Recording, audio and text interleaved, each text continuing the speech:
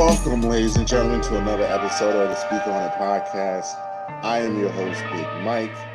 We are here. It's been another wild week in sports, but we are here to recap it for you, sports and life in general. And we are here to wrap it up for you, recap it, running a three-man weave tonight. You know I'm not alone. Can't do this alone. I've got the Mad Producer Podcast Poppy in the building. Precisely an hour and 27 minutes late. There's no time on this podcast. Oh, the world knows that you're late. I've also got Breezy in the building. Is he here? Oh, he's here. Yes, I'm here. I just happened to look at checking the time. You know, some people believe time is a construct, but sometimes we believe that time is a real thing. But I know that some people may look at it and say, I've been on time. I have the liberty to be late, but we don't. That's not the reality we live in. But hello, everybody. I mean, I could go that route if I wanted to, but I was working. You want to, so that's why I pulled that away from you. I was working. I was doing. I pulled it away from you. You wanted to go there. I saw it. You saw it, though. Did you see it? I did. Real time. I was doing an hour and 28 minutes late. Mm-hmm. I was doing promo for this show, putting food on the table, keeping the lights on. Yeah, that's what I was doing. Where's that ad money, Dylan? Food on the table. Cross promotion. We're still waiting for that ad money, Dylan. Food on the table. The only food on the table is James and I making the same exact thing for dinner today. And it was amazing. Good job. Thanks for the idea. Thanks for the idea. It was amazing. Whole family loved it. Let's get right into it. It's been a fun week in sports. Sunday night football. Sunday night football was fun. There was a football game in New York for the first time. Patrick Mahomes made his way to, what do you call it, Dylan? Jet Life Stadium. It's not what it's going to be called. Listen, it might as well be, because that crowd at Sunday Night Football was a whole hell of a lot different than the crowd at Monday Night Football. They had more to cheer for. Oh. You guys were quiet to start. No, that crowd was ready to go. Not the same. That first drive was that not the Giants had when they went down the field, that crowd was lit, ready to go. Same. And you have also said this before, that the Giants crowd and the Jets crowd are completely different. They are different, but that doesn't mean the Giants crowd wasn't because loud. The first thing I saw on Twitter was, this crowd is a lot quieter today than yesterday. That was because the game turned very quickly. I wouldn't say quickly. It took a while, but let's do Sunday night. Jets, Chiefs. Patrick Mahomes did that thing you do when you're a great Hall of Fame quarterback. It wasn't pretty, but he found a way to win. He played an ugly game. He played a very ugly game. He did that, and I blame you. I blame you. Because the second you started talking shit about the Jets defense did that thing where they made the rest of the game impossible. You're like, oh, maybe this Jets defense is a top 5 defense, a top 10 defense. 2 interceptions, a safety, and then 6 points allowed the rest of the game.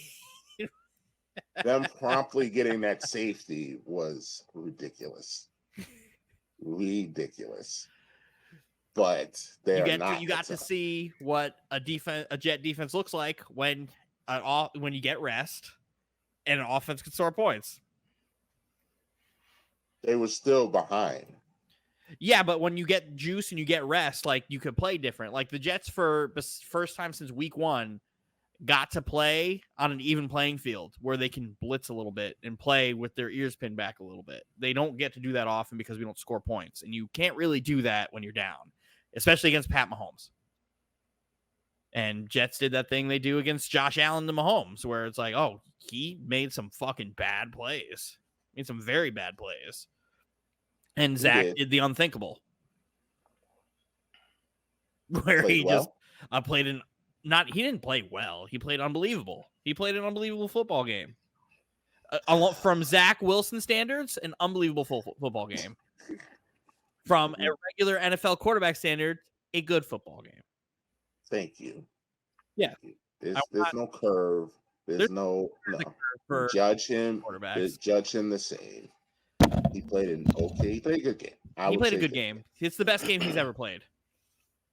And look, I don't even know about that. Because even the best game before that was the Titans game, right? And I know you hate that, but that was just him just like, hey, go fucking deep. I'm going to show off my arm.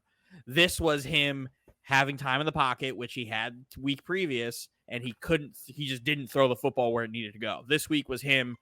and it was like, all right, this is good. This is good to see. Hopefully he keeps doing it. Because I, for one, want him to do well, because that means the Jets do well. And that's all I care about, is the Jets doing well.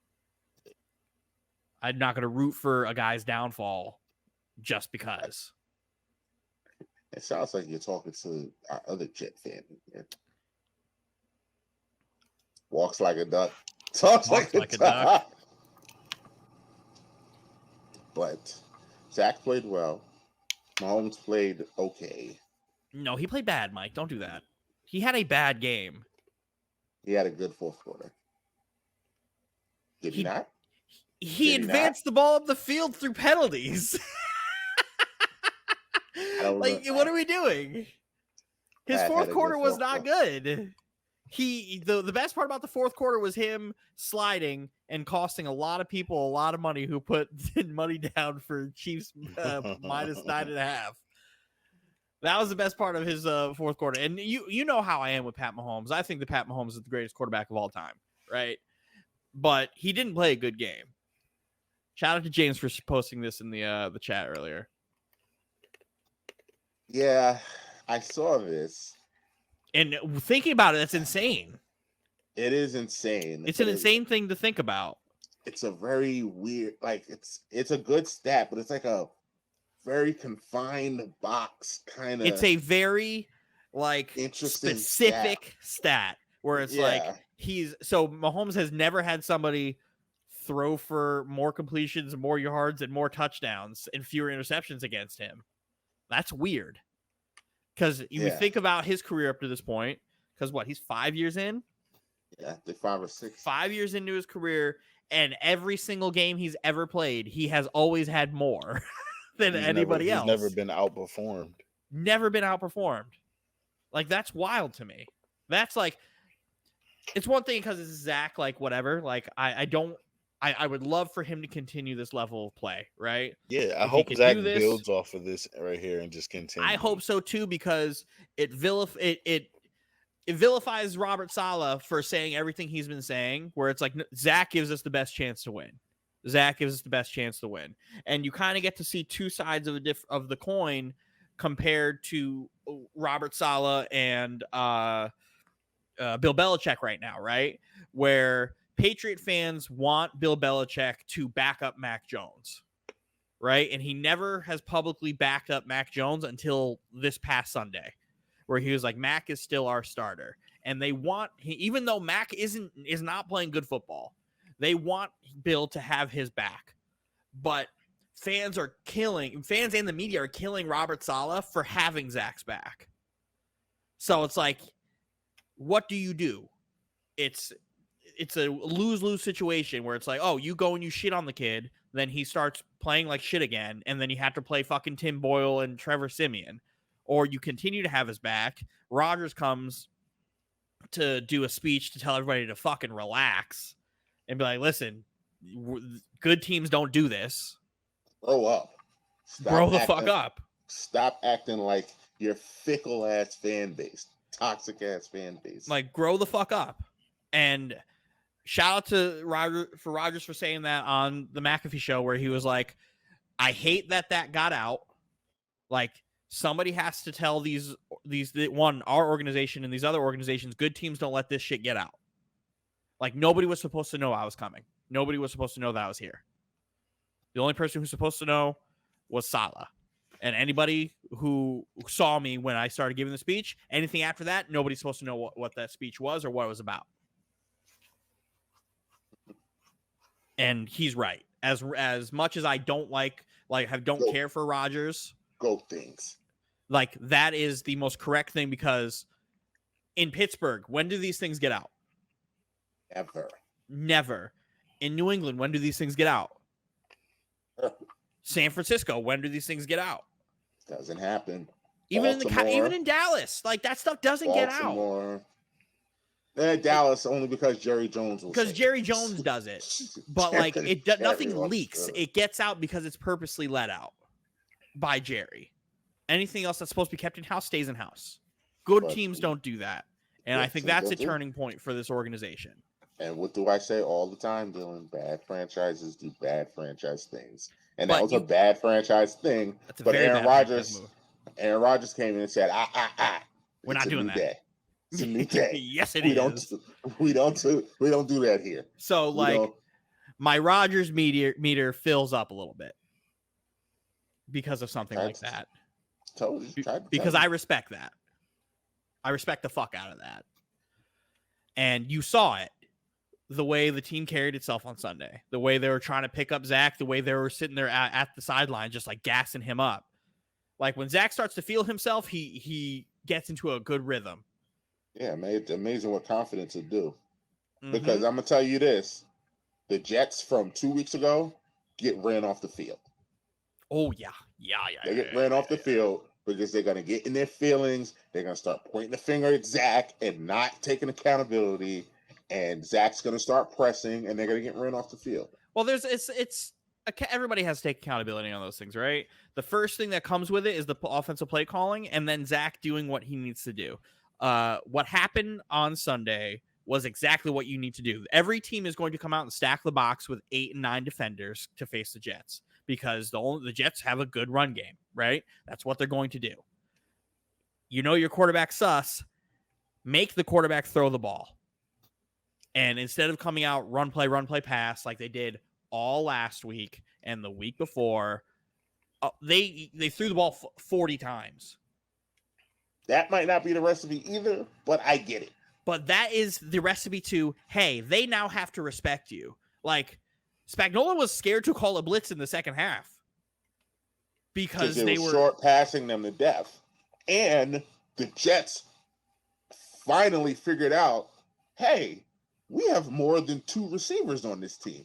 Let's put them on the field at the same time and stretch them out. The problem is they play the wrong third receiver, and I will curse this man's name for the rest of my life. Keep Randall Cobb the fuck off the field. Yeah, but my point is putting a 4 wide receiver set out there to make them stretch out and just not stack the box. Like, make them cover somebody. It sounds great in theory, right, Mike? But in all actuality, what Zach has done in those situations is sit in the pocket and take a sack, or roll out and throw to a covered receiver, or throw the ball out of bounds and miss the first read, which is always open. So that's why it's hard. I did it all last week. I broke down every throw he missed for last week's game, where that first read is always open, right? It's just timing. You get rid of it. Get rid of the ball. That's all I ever want. Get rid of the ball. Don't take silly sacks. Zach took a few silly sacks last week from just waiting for something that wasn't developing and not going through his progressions. And those are things you can't do. This week was, I'm going through my progressions much smoother. I see the first read. I can now have time to see down the field and know that this guy's going to be open on the short route to do so, as opposed to immediately going to the check down. That's why it's like, hope this continues, because it was great play calling. Hackett and Zach, they have a good rhythm. You have to go from changing your whole play calling philosophy from being, hey, this is Aaron Rodgers offense, to this is not Aaron Rodgers anymore. We have to do what Zach is good at. Thank you. I scream that all the time. James will attest to this. I scream it all the time. I don't understand why these coaches try to fit players into their system and not fit their system to the players they have. It's not hard. Like, look at your players every day in practice, see what they do good, and game plan around what they do good. It's not difficult. There's a reason that Greg Roman and the Ravens did the same thing all the time, because Lamar Jackson is really good at it. And guess what? He won an MVP, and they were a number 1 seed because they just did what they do well. Like, it's not hard at the same time. Yeah, you got to be able to adjust. Is the same system they ran in San Francisco with Kaepernick and Lamar. Those wide receivers never got open, so you never were able to develop in the passing game. So Lamar sitting there for years, literally, I think 3 years. He's like, "Can we throw the ball? Yeah, like I'm a quarterback, and these people still are calling me a running back. Like I could throw the ball really well." And this year we're seeing it. I would love to have seen what Greg Roman would have done with these kind of receivers because we never got to see it. They never had anyone for him to throw it to. Every receiver that's played probably because they were trash. They were trash. I don't say trash, but like no, every receiver that played with Jackson left Baltimore and played better. Like that's what's crazy. Marquise Brown is the only one because Hollywood sucks as a whole. But the best receiver he had was Sammy Watkins. Sammy Watkins left Baltimore and immediately was better. Oh, I mean, he went to play with Patrick Mahomes and Andy Reid. Who knows? Always open. He was always open. It just proves that like your scheme like can work. The problem is they run into the pistol all the time. They do zone reads, RPOs, where there's only 2 routes you run. Mm-hmm. And then you have the plays where Mark Andrews kind of can like finagle his way to find a hole in the zone for when the play breaks down and Lamar can hit him. That was the only consistency, was the inconsistency. Yeah. So, I mean, just coach to your team's talent. It's not difficult. Like, yeah, so I hope this stays there. But the play of the game, I wish I had the whole drive because that whole drive was just banana land. But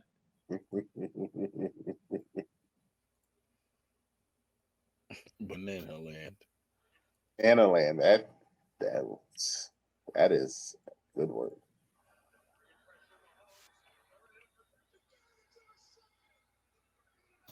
So this was called a defensive holding. That's right here. Right. The problem is a few things. The whole game, you're letting this go. You're letting this type of physicality go.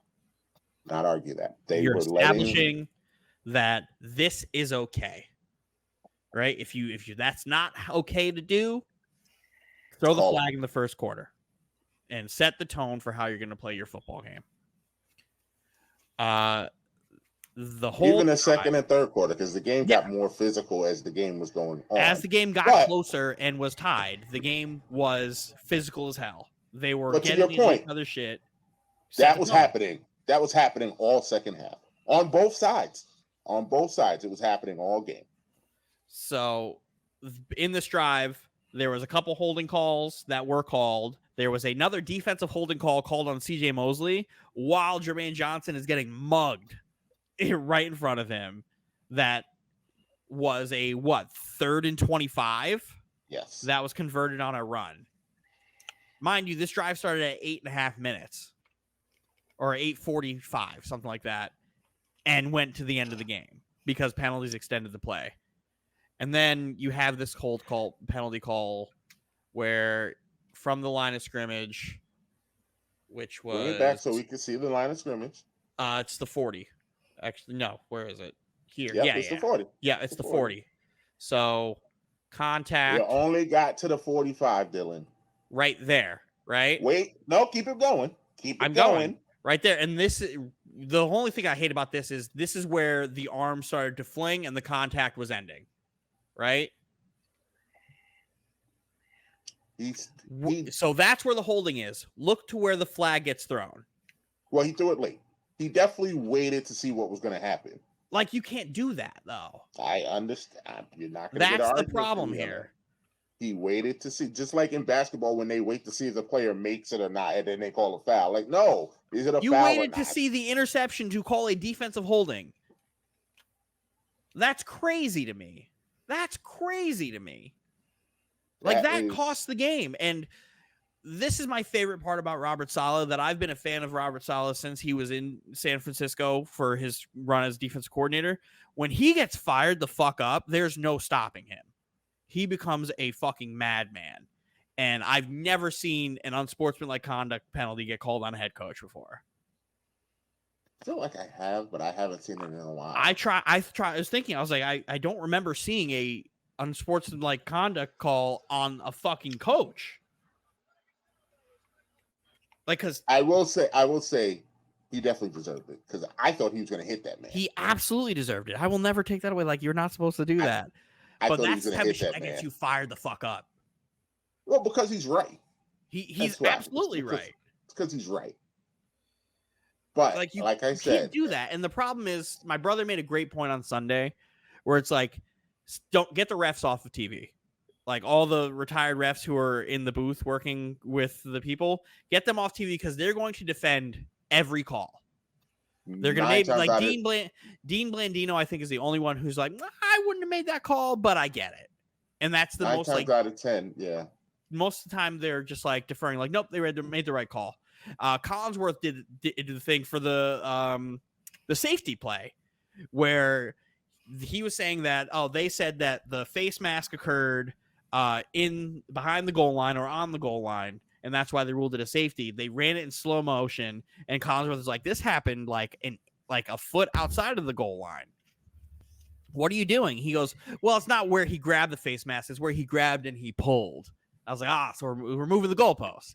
Yeah, we're moving the goalpost. We're moving the goalpost to make sure you protect your guys. We're not going to do that. Like, the worst part about this is, one, I feel like I was robbed of an opportunity to see how this game could have ended with the game Zach was having. And you rob Zach of that moment. Now he goes from, like, potential, like, I'm on top of the world. I just shut up Joe Namath, who needs to shut his fucking mouth. No, don't talk about Joe like that. Don't you talk about Joe. Let me tell you something about Joe Namath. Don't you talk about Joe. Don't you talk about Joe. His stats are exact. Everyone always tells me he's the greatest Jet of all time. He's not. Yes, greatest Jet of all time. He's not. Jet legend. Jersey retired. He shouldn't be talking because his stats are the same stats as Zach Wilson's. They have the same completion percentage. They have almost the identical touchdown interception ratio. He literally is a winning quarterback. So why is he talking like he was his all-time? Like, he's famous for guaranteeing a Super Bowl. That's it. Like, he needs to running into the tunnel doing this. Yeah. And he didn't even do anything in that game. He didn't even do anything in that game. He won. That's what he did. Like, he literally didn't do anything. The defense did, and they ran the ball well. Like, him and Don Maynard did nothing. So, you are so lucky Roz is not here. You will not talk about Joe. You will not talk about Joe like that. Because it's like, yeah, he won the Super Bowl, but, like, if you're going to talk about quarterback play, you weren't exactly awesome. He's a Hall of Famer. Like, he's a Hall of Famer. He has a jacket in Canton. He has a bus. I want you to do yourself a favor. I want you to look at his stats and tell me he's a Hall of Famer. I don't have to look at his stats to know he's a Hall of Famer. He's a Hall of Famer. He has the jacket. He has the jacket. Greatest Jet ever. Greatest Jet ever. He's not. That's Curtis Martin. Jet legend. Curtis ain't win nothing. Okay. Ain't win nothing. So Joe Namath said all these guys.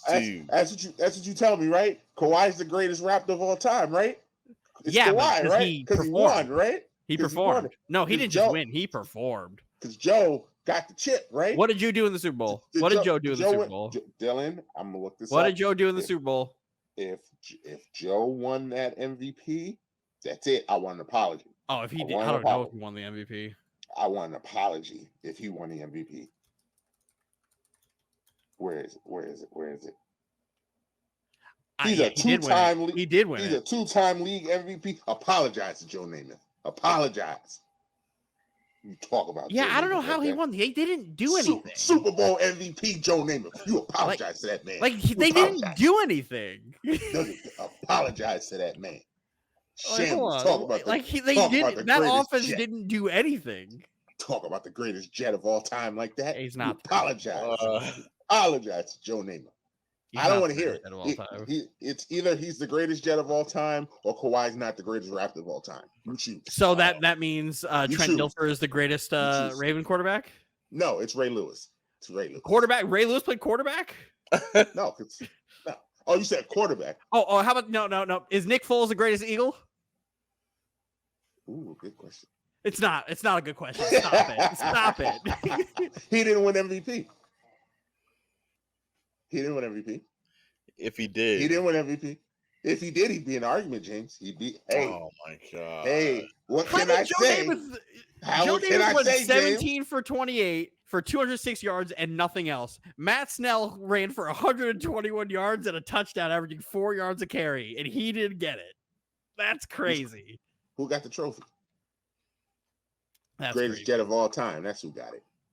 So I just want to hear it, Dale. I just want to hear it. It's either it's Joe or it's Kawhi. You're going to have to tell me.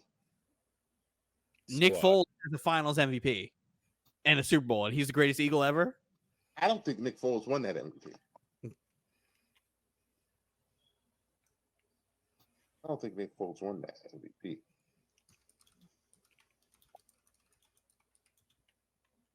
I don't think he did.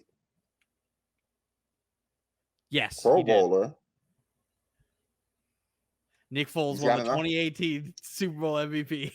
Then you gotta call him. You legit have to call him the greatest Eagle. He did exactly what Kawhi did. He did exactly what Kawhi did. He did it for a short number of games. He played for Kawhi a short played number like of games. 60-something games that year. Carried them to a championship. He did exactly what Kawhi did. You call Nick Foles the greatest Eagle of all time. So Nick Foles is a better Eagle than Brian Dawkins.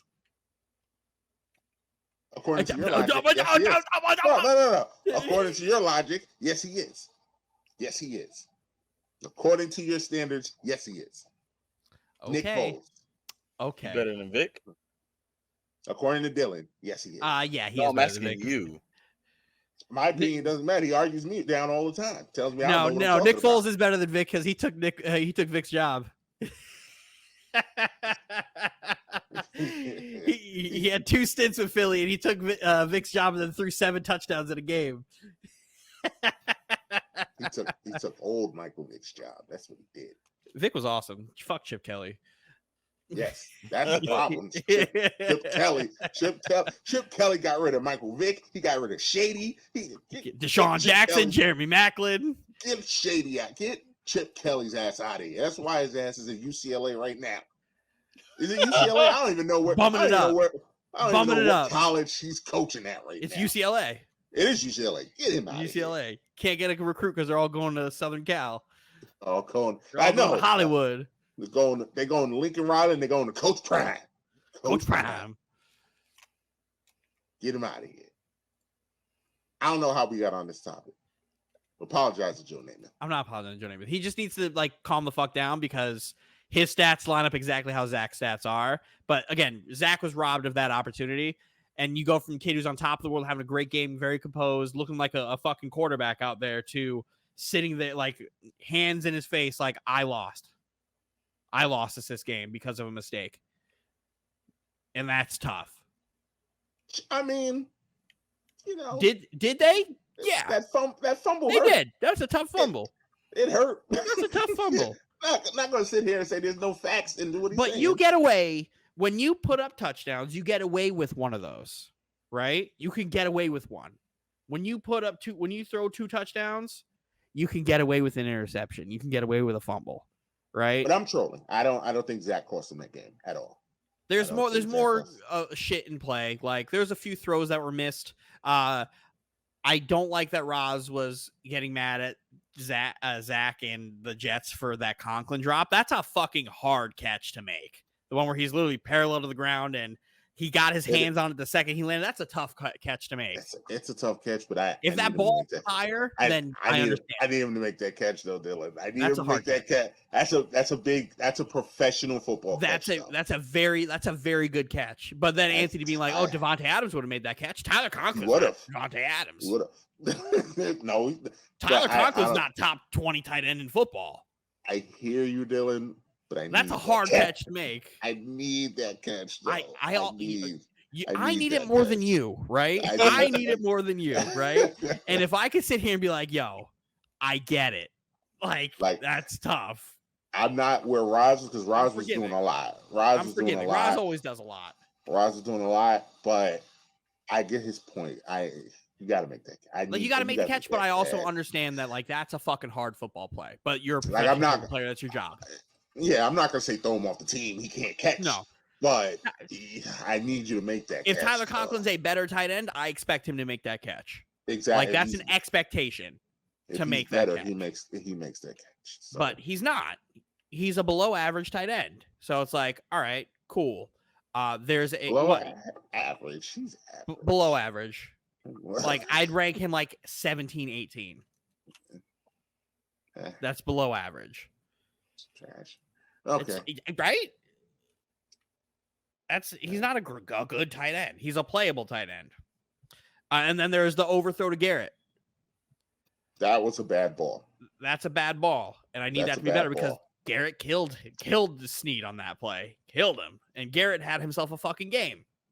Yeah, he played really well. He might score if that ball's thrown better too. Yeah, no, he had it. He had him beat. He had the space. He got one hand on it. It was just too far in front of him.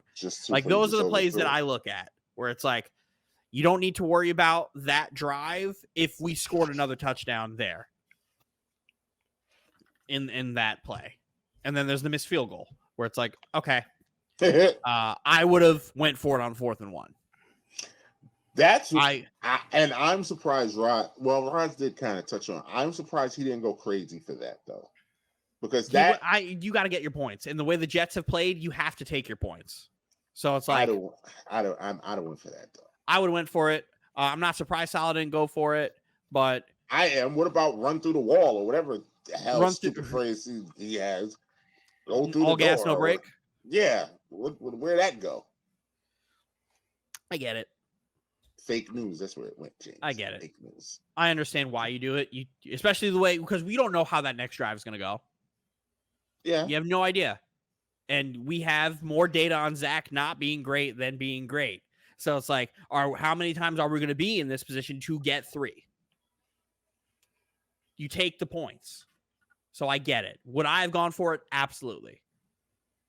I've seen Salah go for it in weirder circumstances, 4th and 3 on our own 20. And convert, fake punt. But those are things where it's you got to look back on all those plays as a whole, as opposed to just that last drive or the fumble play. But I think we got robbed of that situation, and we got robbed of the glory. Because the city would have lifted him up. As much as New York tears people down, they lift you up to extreme heights when they do. As we're seeing right now with the Giants too. Zach effing Wilson shirts. My favorite thing on the weekend was they brought Taylor Swift to the game, but who cares? Donna Kelsey was there, and that's all Zach gave a fuck about. Yeah, I thought that was funny. They done fucked up and let Donna Kelsey come to the game, and Zach started acting up. Donna Kelsey was there, and he was trying to outshine Swift. He's the MILF hunter. MILF hunter Zach James, Wilson. Yeah, because James, you're not in the loop. You don't know about Zach Wilson out in these streets. Fucking moms. He out here in these streets, James.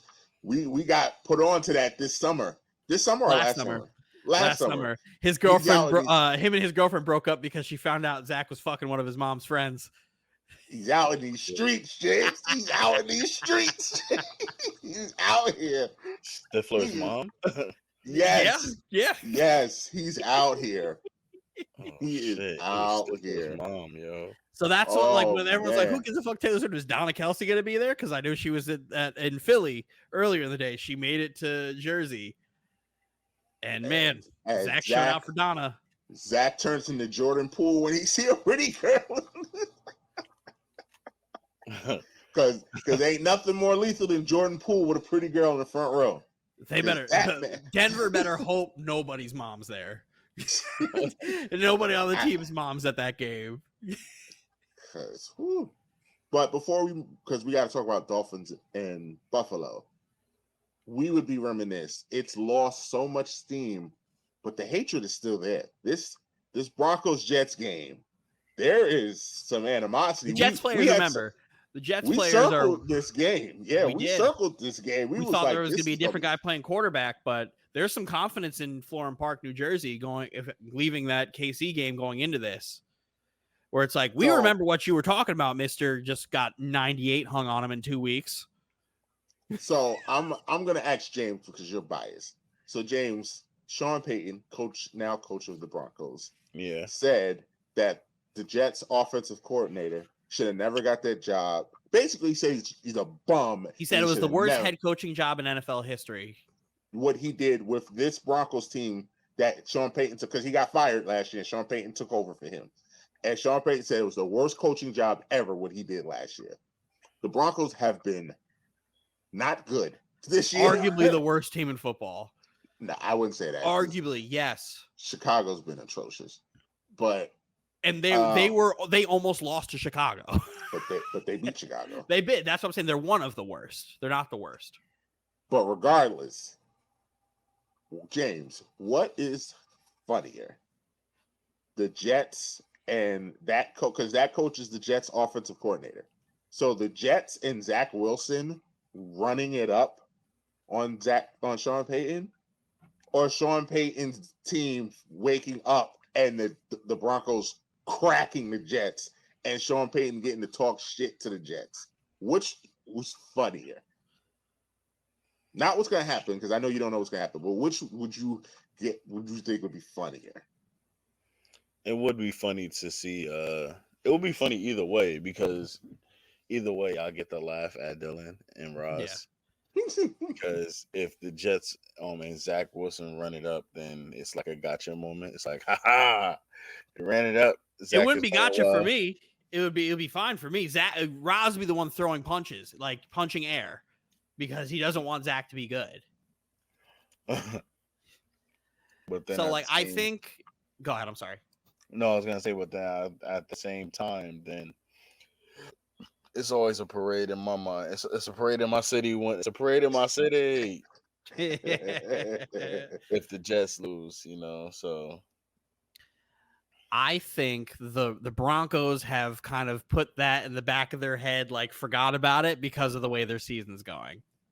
And they can't just focus on that right now, especially because they just released Randy Gregory, arguably the best player on their defense besides Surtain, released his ass because they need to go in a different direction. You've got 98 hung on you in the last 2 weeks. You only just won your first game because Justin Fields went from Peyton Manning back to Justin Fields in the last 4 minutes. The last 4 minutes, because the Bears defense also just completely imploded.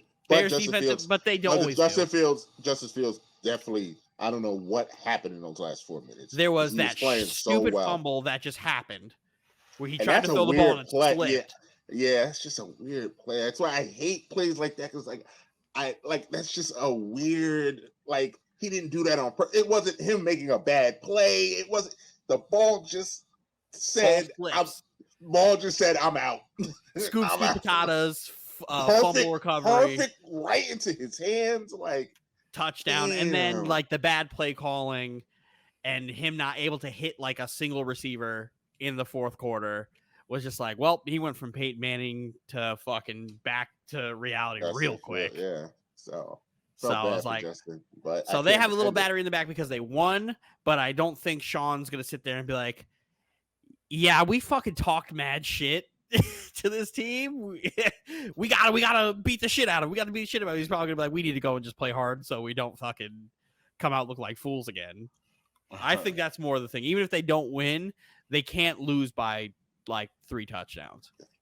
Can't let the Jets run it up. Do I think they beat them by 3 touchdowns? No. Who are you picking? I'm picking the Jets.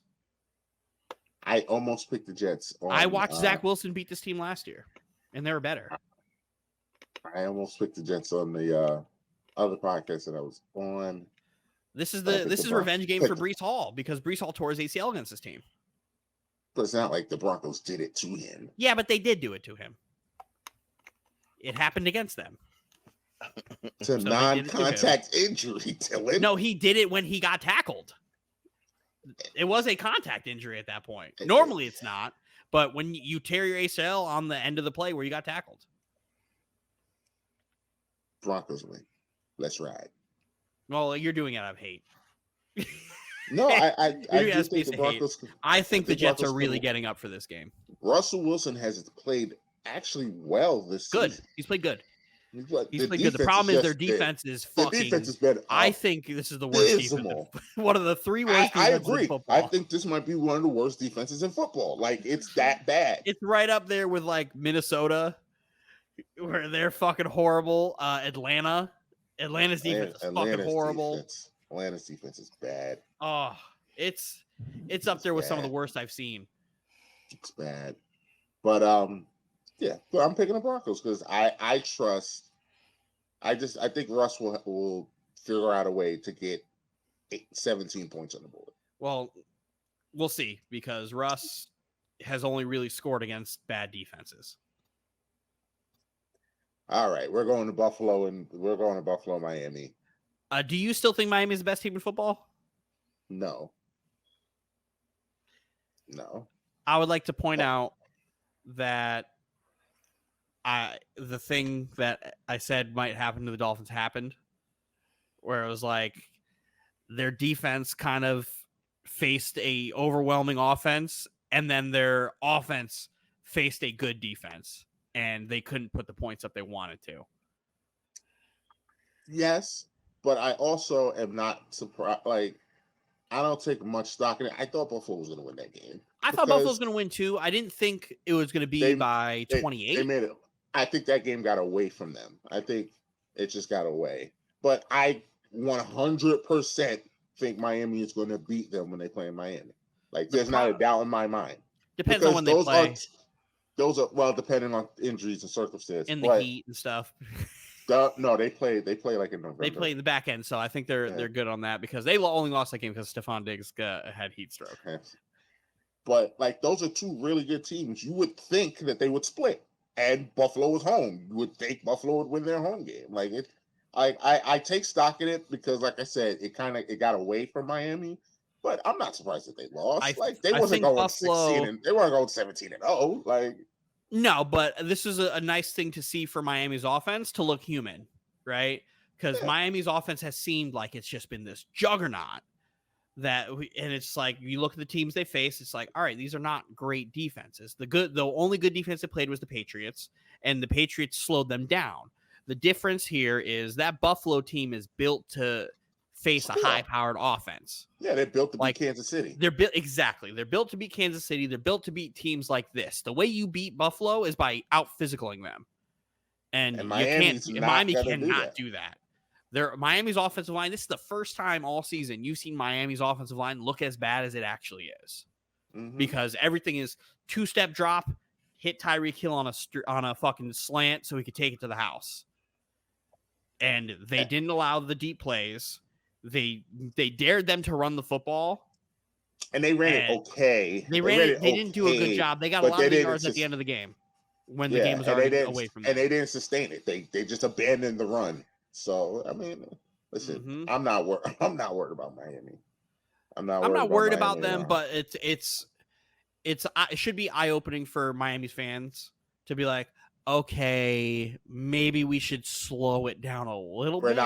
We're not going to score 2,000 points this year. Yeah, we're not going to score like 100 points a game all the time. Relax. But and maybe our defense isn't that good, and the maybe defense isn't that good. Maybe we should worry about actually protecting Tua against good pass rushes.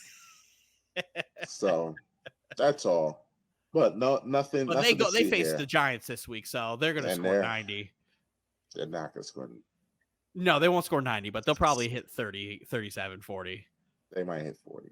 The Seahawks almost hit fucking 31. I almost hit that score on the fucking money. They hit 40? Steven? I didn't say they were going to hit 40. Yeah, Steven. No, they didn't. They hit 40? No. But it felt like the Giants lost by like 60. It felt that way because the Giants couldn't score, but they were never scoring 40. 11 sacks. The defense won that game. Their offense didn't win that game. The defense won that game. Oh, yeah. No, absolutely not. But again, the defense did that. Like, that Seahawks defense, which isn't really good. That Seahawks defense is not that good. But that made the Giants offense look like shit. That game just completely crystallized A, how bad the Giants' offensive line is, and B, that they should have gave Saquon every penny he wanted. Because I don't think Saquon makes a much of a difference in that game. I mean, as much as I like Saquon, because the offensive line was trash, but they can't do anything. They don't have anything. Darren Waller, I don't even know what he's here for. Like, they can't scheme him open. Like, they can't get him open. The wide receivers don't exist. They don't. I think this is another one of those eye-opening moments for Giants fans where it's like, maybe this team isn't that good. Maybe we got lucky last year beating the bad teams we faced that were just worse than us, because I think this Giants team is not horrid. I think they're bad, but they are better than football teams that are in the NFL, and they will beat those teams. It's just the teams that are better than the Giants, they don't stand a chance. And everyone is piling on Daniel Jones. I want you to show me the quarterback that's going to play good getting sacked 11 times. I want you to show him to me. Because it doesn't exist. The pick six doesn't help him. The interceptions don't help him. That's the problem here. Me and you have watched that boogeyman in New England for longer than we should have. What was the one kryptonite to him where he would start playing bad?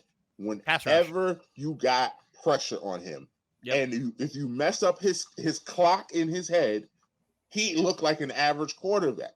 Well, that's on Dable then.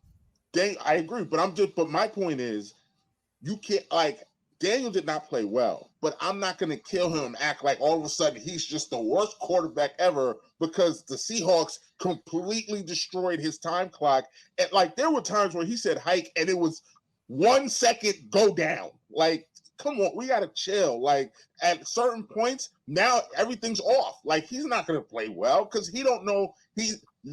Not to diss Zach, but you remember when Zach was like, I see ghosts, there's people. That was Sam. I'm sorry. Sam. Well, like, you don't know what's going on now. That's when you know a quarterback's broken.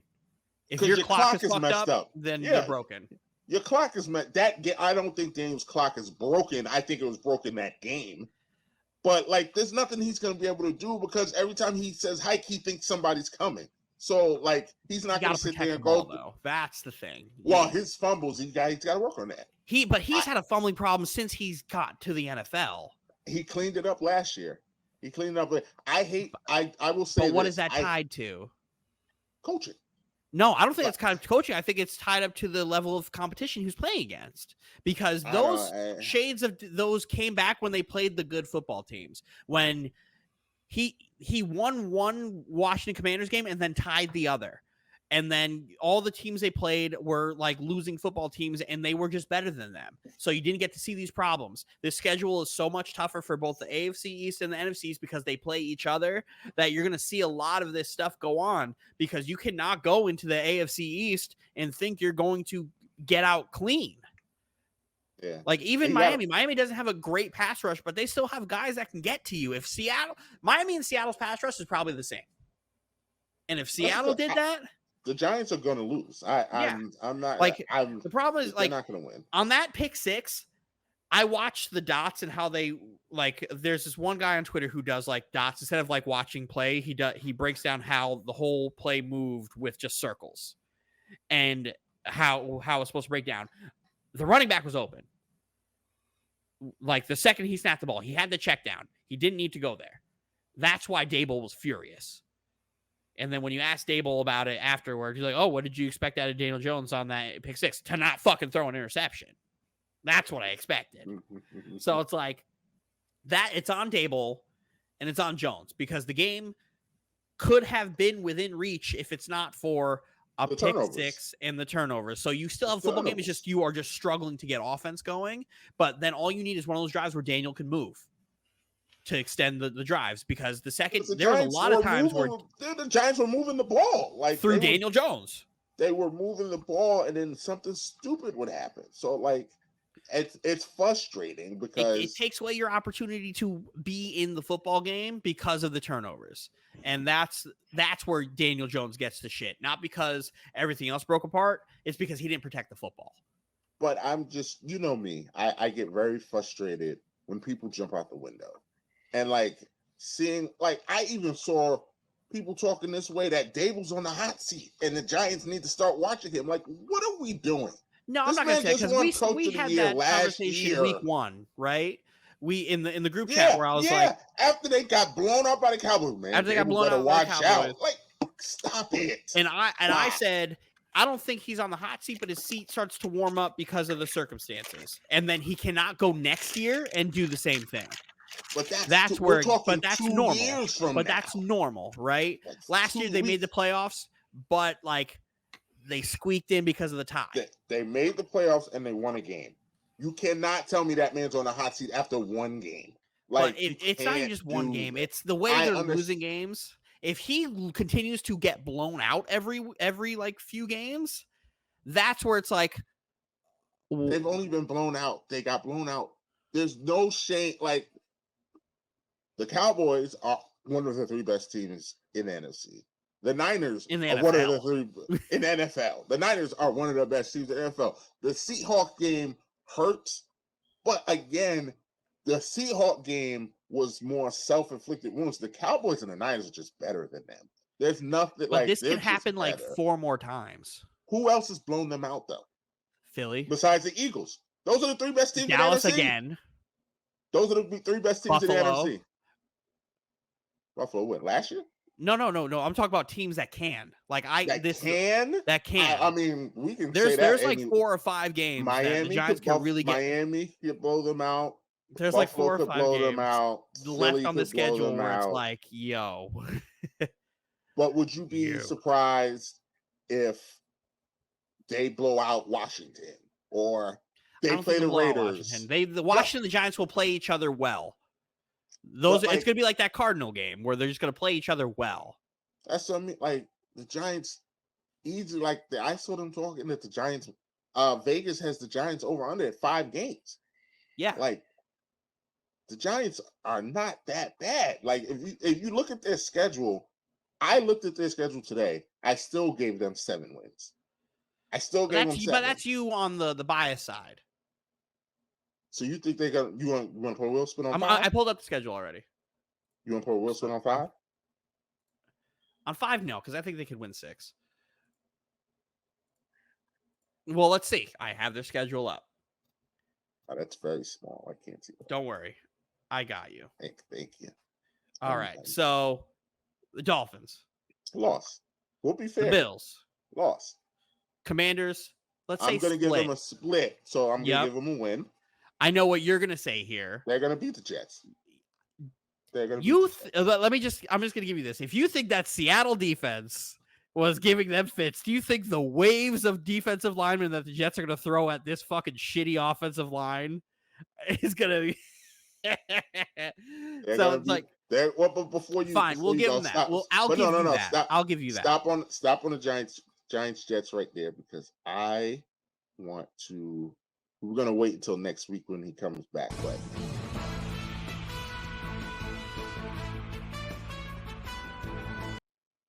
We have breaking news. Me and Roz will be attending that game. Oh! Yes, it is confirmed. Tickets have been brought. Me and Roz... Is Roz going to be wearing a Giants jersey when he goes? No, Roz will be wearing a Jets jersey. He's not allowed to. I kicked him out of the fan base. Me and Roz and Mika, who you swear you didn't know was a Giant. I didn't say that. I'm not going into that. Yeah, we're not going into that argument again. Those words but we will be at that game October 29th. Breaking news. Okay. You heard it here first. I did. This is my first time hearing it. Yes. This is new. This just happened. Yeah. So I'll let you have that one, right? So we have 2. We have 2 wins on the board so far to go with the 1. So they have 3 wins. It's 3. Okay. Yep. They're beating the Raiders. 4. Depends if Jimmy G's playing. Because if Jimmy G plays, I think the Raiders win this game. 4. Cowboys. So we already split here. We split the Patriots. That's a tricky I'm game. not picking the Giants in this game. And you know I hate this Patriots team. That's tricky. Bill Belichick defense. It's tricky. Bill Belichick loves picking on quarterbacks that are like mediocre. So this is one of those like Bill Belichick bully games. I'm going to pick the Giants though, because they're home. So I'm going to pick the Giants. So that's 5. That's 5? That's 5. 5. That's 5. Packers. The Packers. Packers, I'm going to say no. The Saints. Saints, they never played. The Giants never play well in that building. The Eagles. Loss. The Rams. They could win that game. 6. I don't think so. Because your defense has the Cooper Kupp's gonna be back. You have this Puka Nacua guy, who's Matt Stafford's favorite receiver, and Matt Stafford's gonna throw for like 1 billion yards. So even if I'll give you that 6. Are they beating the Eagles in the end? So 6. I said 7. So if they beat the Packers, I got 7. But what happens if they beat the Packers? You get 7. But if the Jets beat them and the Raiders beat them, you have 5. They're not losing to the Raiders. The Giants don't have a pass rush. They're not losing to the Raiders. If Jimmy G, and I don't like Jimmy G, but Jimmy G versus rookie corners and Devontae Adams, if he's not traded or quits on the team by then, they're not losing to the Raiders, Dylan. We know what's going to happen. Dylan, you already see the cloud above the franchise. Mike, I've seen the cloud. I've been talking about the cloud for years. It is. When happening. I'm saying I think the Raiders are winning that game, that's something. Because I don't like the Raiders. I think the Raiders stink. We gave them the split. Well, me and you both don't think the Commanders are very good. I think the Commanders are better than I thought. Is it out of the realm of possibility that the Giants could steal two division games from them? Yes. I don't think so. I do. I think if that the Giants could sweep them just like the Commanders could sweep the Giants. I think it's the way I saw the Commanders play Philly. I think the Commanders can compete with anybody not named Dallas in the NFC East. I'm sorry, I should have specified that. Because I'm like, Philly looks superhuman. Like, yeah, they're undefeated, but they look human. And the strength of that Commanders team is the strength of the Eagles team, where it's like, oh, the trenches. So it was just best on best. So that was very cool to see. The strength of that Commanders team is the massive glaring hole in that Giants team. Offensive line versus defensive line. That's where it's like, okay. and you get a healthy Chase Young. Man. Chase Young's a problem. A problem. Well, we'll see. I don't think it's out of the realm of possibility that the Giants lose both games. I don't think it's the realm of the possibility that they split. I don't see a world where the Giants win both. I see them winning one, and it's probably going to be this one because they're home. It's a tough schedule. It's a very tough schedule. If they gotta,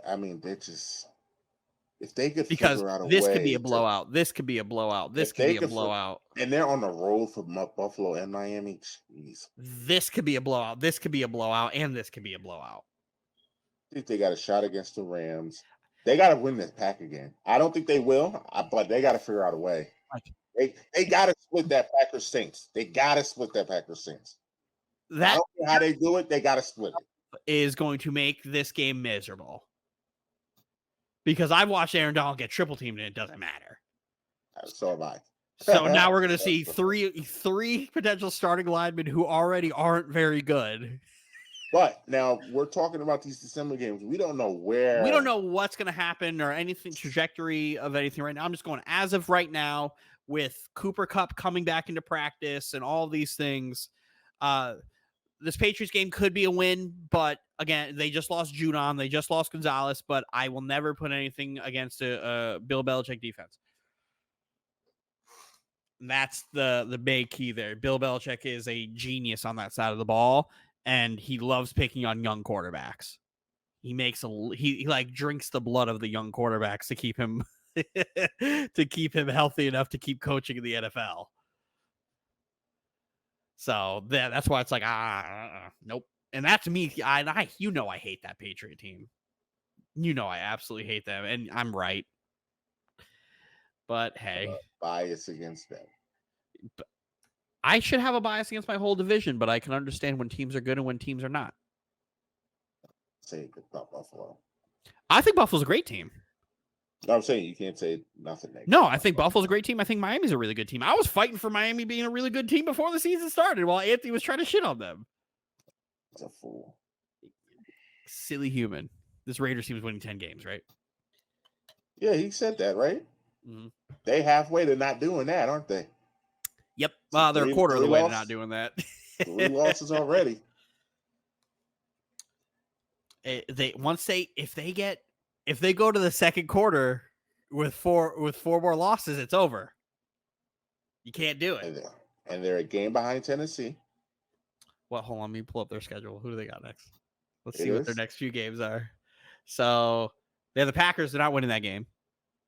They could win that game, but I don't think they will. If Jordan Love doesn't play like he did against Detroit, and the Packers defense is good. So if Jair plays and all those guys play, this is not even in the realm of possibility for me. The Patriots, I don't think they're beating the Patriots. They could win that game. Well, they can, but I don't think they are. Actually, no, because Belichick rarely loses. Mac Jones is going to have a game against the Raiders that's going to make Anthony say, I don't know how you think Mac Jones stinks. I'm calling that now on the pod. Dylan Mac Jones is back. Never was there. I think the Raiders could beat the Bears. They can but beat the Bears. They are a Justin Fields like 200-yard rushing game for ruining his dreams. The Lions are running through them. So that's 3 more losses. 1 win. The Giants game they could win. I don't think they're gonna win it, but okay. The Jets defense is gonna fucking ruin Jimmy G. Jets game is gonna be interesting, but the Jets probably win that game. Yeah, that's 4.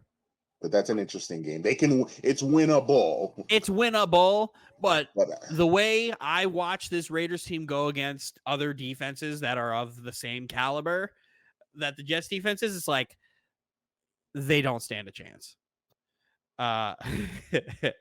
It'll be close because it all depends on Zach.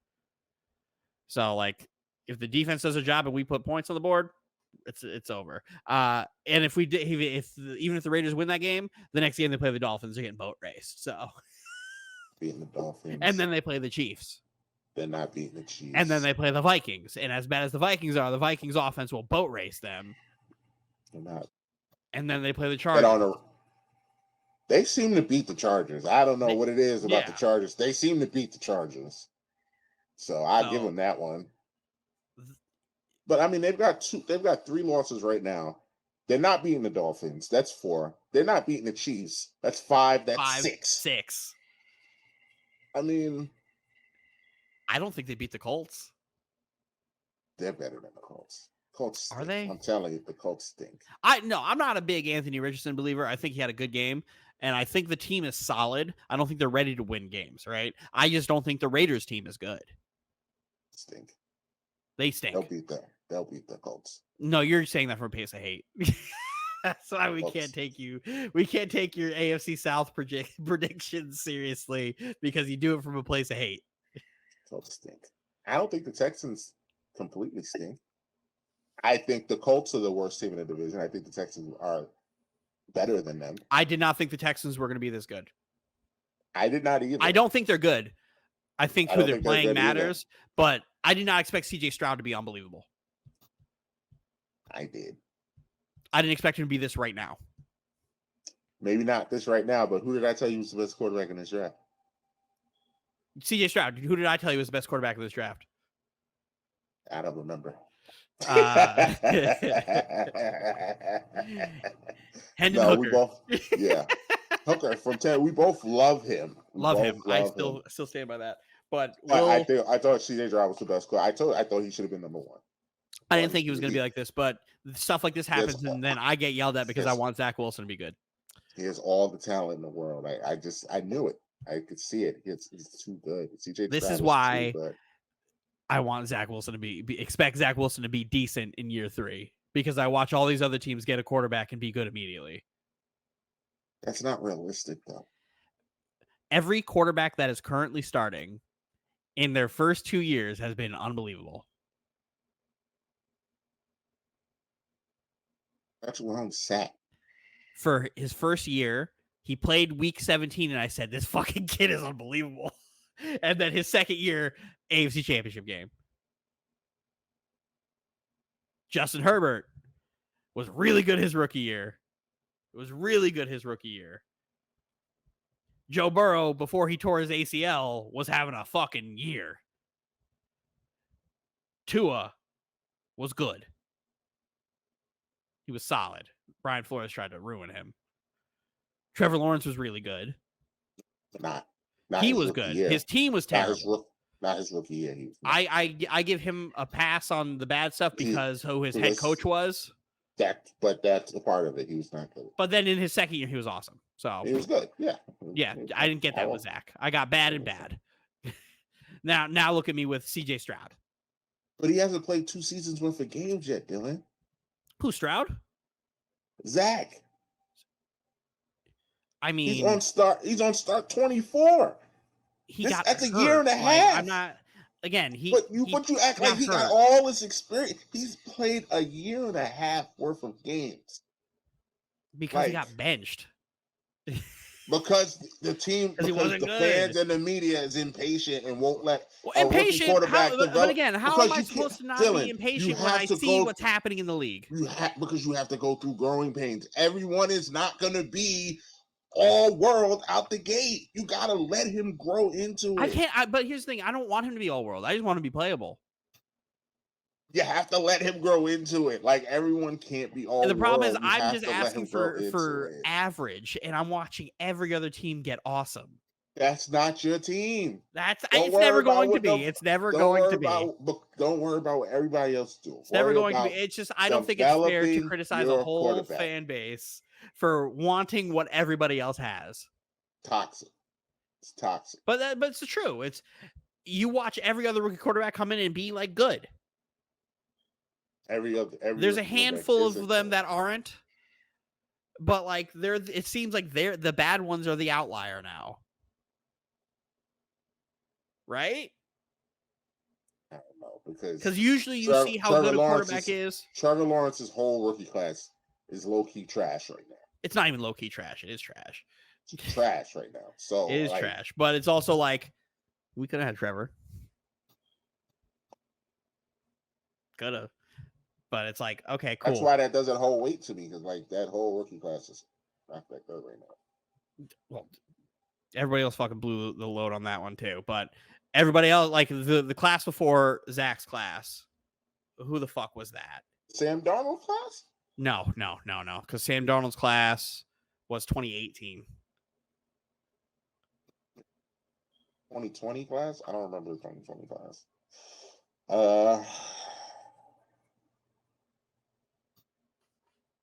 2020 class. I got it.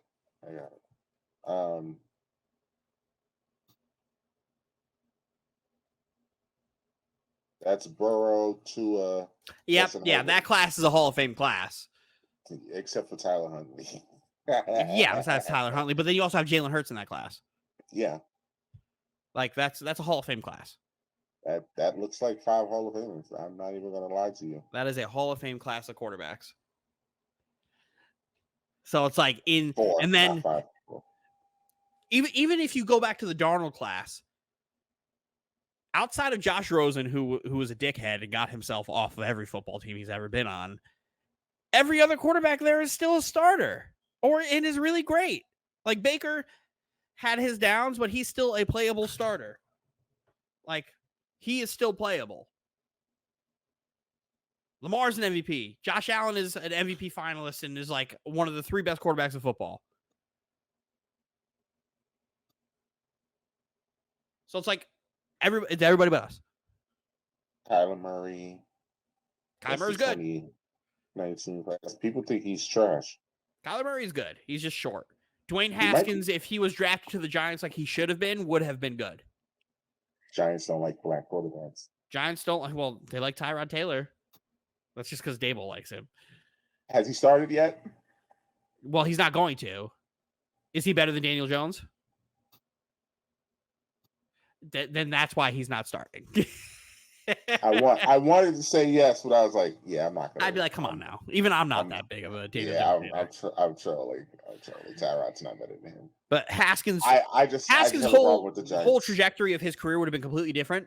But the Giants organization at that point was dog shit, so it could have ended up in the shit house regardless. And they don't like black quarterbacks. I will continue to say that they don't like black quarterbacks. I'm not going to argue with you. I can literally. Geno started.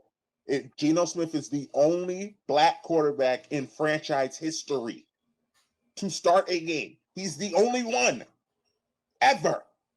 That is the one thing about the Giants organization that grinds my gears into nothing, because I don't understand. You telling me the Giants have been around for 100 years and they just had their first black starting quarterback, 6 years ago? It makes me. I'm gonna start cursing. And I told my mother I would not curse on here. Isn't my favorite. And I don't like it. But yeah, every quarterback that gets taken is just. It seems like the majority of them are good, and then the ones the Jets get suck or get ruined. Because I still am a big proponent of Darnold as a good quarterback. It's just I never thought Sam Darnold was as bad as Jet fans in the media made him out. I don't think Jet fans loved Sam Darnold. That's the difference. Jet fans love Sam Darnold and fucking despise Adam Gase because Sam Darnold's rookie year was so promising. Like, I watched that man duel with Aaron Rodgers.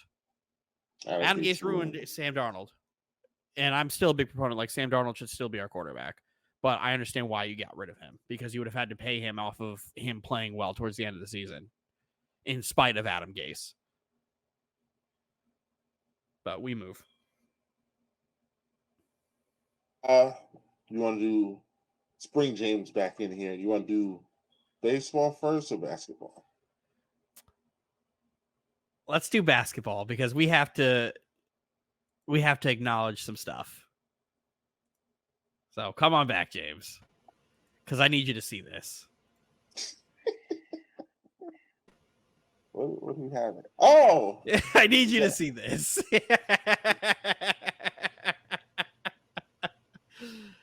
Because our New York Liberty promptly packed up James's Connecticut Sun.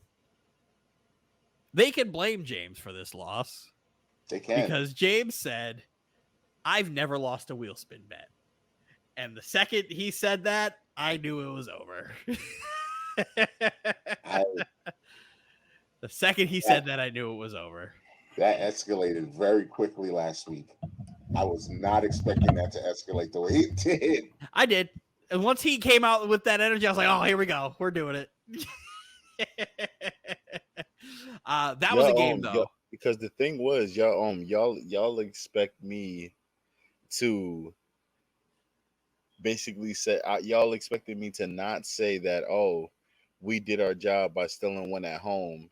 But y'all wanted me to acknowledge the fact that, oh, but we can still take one. No, I'm acknowledging the fact that we did our job by stealing one at home, but y'all didn't want to acknowledge that. So that's what was the problem. I said you guys did your job. I said we could also go into our job. And then you didn't want to, and then you said you can. It was just a matter of you can, you will, we did, we don't. Like, that's what it was. But all is right in the world. All things that needed to happen happened. John Paul Jones was awesome. Alyssa Thomas, Michael Thomas, Jones Thomas, Thomas, Liberty and Foe. Liberty and Foe. That's all I know. Liberty and Foe. It was a really good game because towards the end of that game, the Suns were just making shot after shot to Dylan get it close. Yelling. It was getting tight in the jackets. Dylan was yelling at me.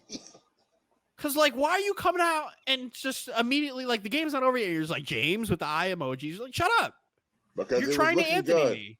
It was looking good. You were trying to Anthony me. Come on, girls. Come on. You tried to break the perfect game. Mike does that. You tried to break the perfect game. The only time he doesn't do that is with the Knicks. He'll stay shut. Exactly. Shut as hell. But with every other team in his fandom, he can't hold himself together. I'm sitting there. I'm on the mound in the 8th inning. I just struck out the side of going to the fucking locker, the dugout, and Mike's like, "Hey." Hey, buddy. It's like, don't fucking talk to me.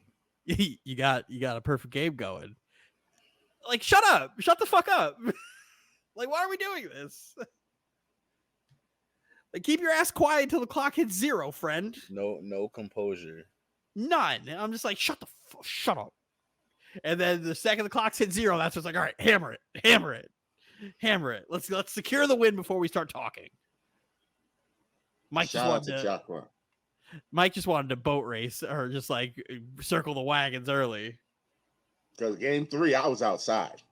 Outside game 3. Mm-hmm. Liberty came to play. Yep. I had to let James know, yeah, this is what it's like. These are my girls right here. I don't know what was happening in Brooklyn, but these are my girls right here. Jonquel played a fucking game. That fourth quarter that she had, she was a fucking beast. It's almost like everything me and Dylan said needed to happen happened in game 4. Mm-hmm. Said Jonquel needed to play, and boy, did she come to play. She hit some big-time shots, grabbed some super important rebounds. The free throws, that rebound over 3 of the Connecticut Sun players, and then got the foul call.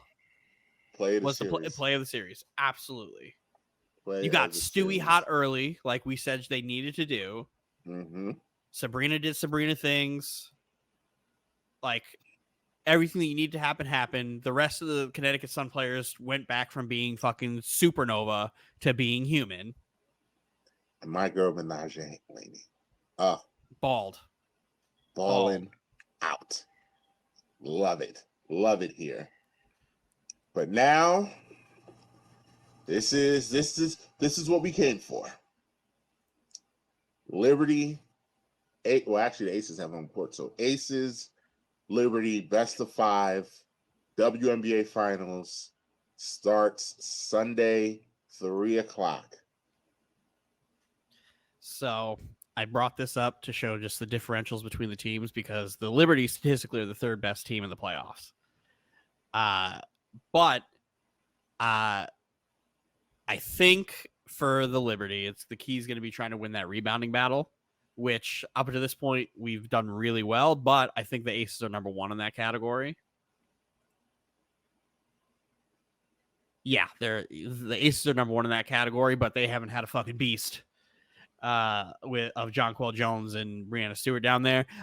Despite Stewie winning the MVP, I still think Aja Wilson's the best player in the series. I do too.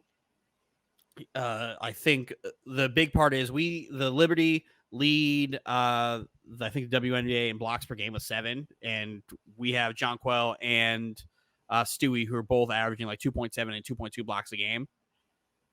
On top of it, so if we could keep that up and try to contain the 3-point shooting of fucking Kelsey Plum and those other girls, then we'll be fine.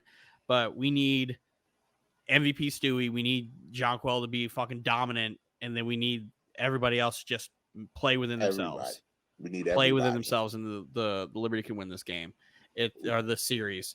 It's just tough, and Vegas is without Candace Parker still. Yeah, Candace is out for the year. She's done, and that was their beast. This isn't exactly the matchup we thought we were going to get, but listen, the Aces are still fantastic team. This team is still the defending champions. So we're rolling through, still rolled through everybody to get to this point. So this series is going to come down to, like you said, the Liberty. Whoever wins the rebounding battle is more than likely going to win the series. Jonquel now turns into. I love that the last 2 times these teams played, they turned Jonquel strictly into a defensive player. Yep. Don't worry about offense. Your points are going to come. You don't need to worry about it. Aja, that's it. Guard her. Rebound. Slow her down. Outlet. If you're getting offensive boards, put them up. But don't worry about nothing else. You'll get your shots in the rhythm of the game. Like that 3 she took in the fourth quarter was completely in the rhythm, the flow of the offense, and she knocked it fucking down. Landis has to outplay Kelsey Plum. Yeah. This is the first time in WNBA history 2 former WNBA players who are coaching who are now coaches, are coaching against each other in the WNBA finals. Mm-hmm. This is going to be a great series. I'm not going to lie to you. I want to pick Liberty in 4, but this series has 5 written all over it. Yeah. It has 5 written all. Like, I'm fully expecting them to split games 1 and 2. I don't know in what order, but I'm expecting them to split 1 and 2. And then I think we need to win game 1. I think we need to win game 1 too. We need to establish early, take home court away, and punch them in the mouth. Because this can get away from us quickly. Mm-hmm. So. Because that girl right there, A'ja Wilson. She a bad girl. Yep. She a bad girl. I need MVP Stewie to show up. Yes. Because if she doesn't show, if she gives us those 11 points in a game again, we're going to be in a lot of trouble. Because they'll run us off the court. So I'm going to pick Liberty in 4. I'm going Libs in 5. Making a pick, James? Don't care anymore. Aces in 5. Have home court. I wish the Liberty had gotten home court. But, Dylan could not wait. Well, before we move on from the WNBA, it's only appropriate that the man who owes us a wheel spin spins the wheel. Nothing has changed. That was on here is still on here. Mike, play the music.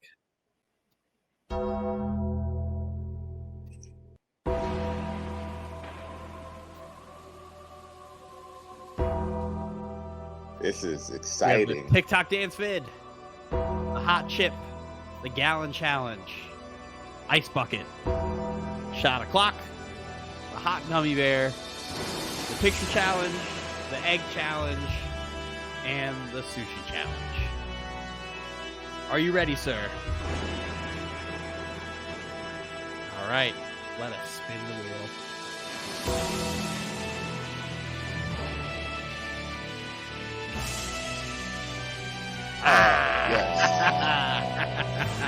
I wanted the gallon challenge real bad, but James has to do. I willed that to fruition. Bucket. In my head, I was saying the least damaging is the ice bucket. I can do ice bucket. I can do ice baths. I used to do cryo. I wanted stuff like that. I wanted to be the gallon challenge or the TikTok dance. I would have loved to have. I wanted shot o'clock. I wanted to try. The TikTok would have been funny. That new water TikTok dance, that would have been hilarious. I'll take the ice bucket. Maybe you and Anthony can provide it at the same time. Well, you'll wait forever for Anthony. That was underwhelming for you guys. No, it was. Never. Never. It was. It was very underwhelming because that's easy for Mike. Maybe not for me. We live for the punishment. So easy. It's not a punishment. It's gonna be an easy. It's not even gonna be a torture for me. Look at him. He's trying to play. Look at Mike. No. This is honest. This is all truth.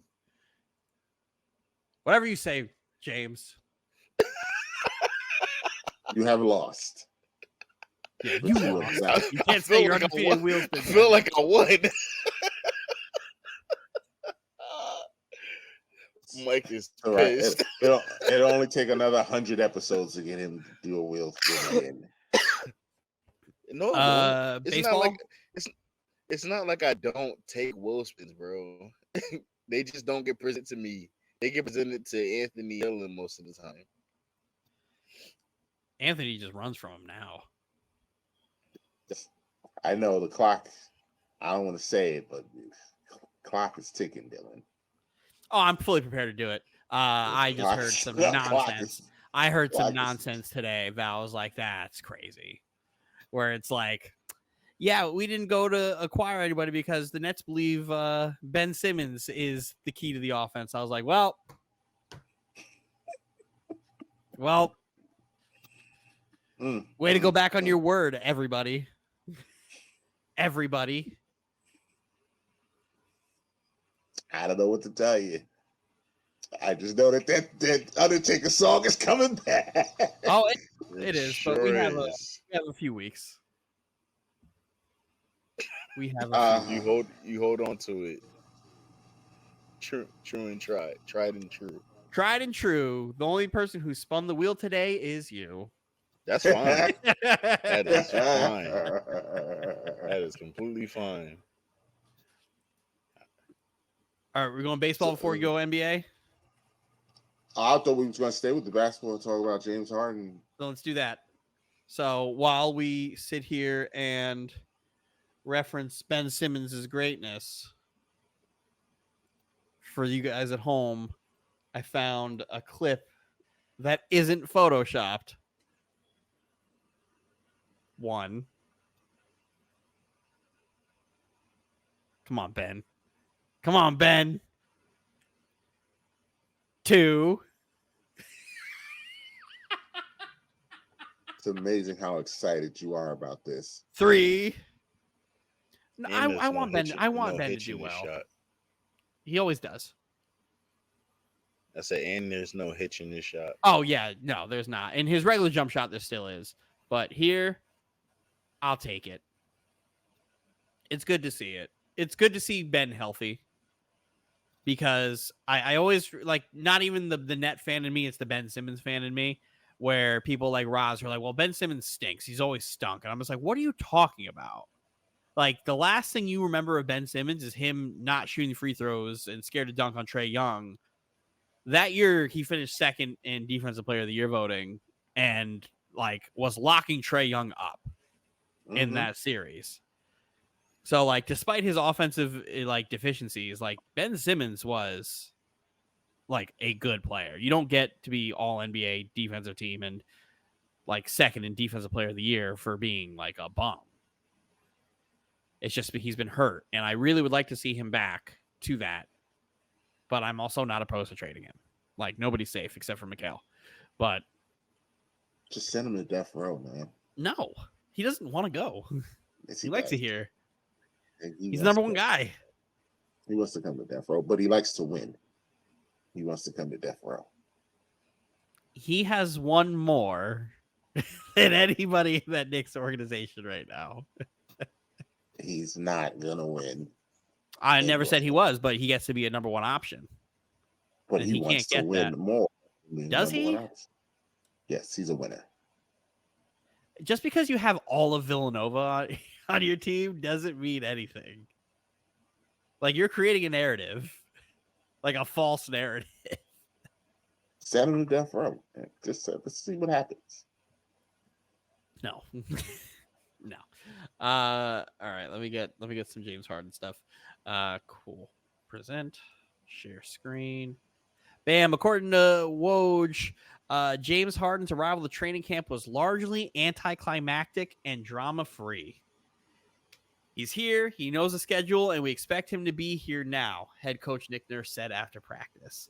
After all of this dust up we've been hearing about how James Harden is about to fucking scorch earth this Philadelphia 76er team, it now seems like everything's just like, okay.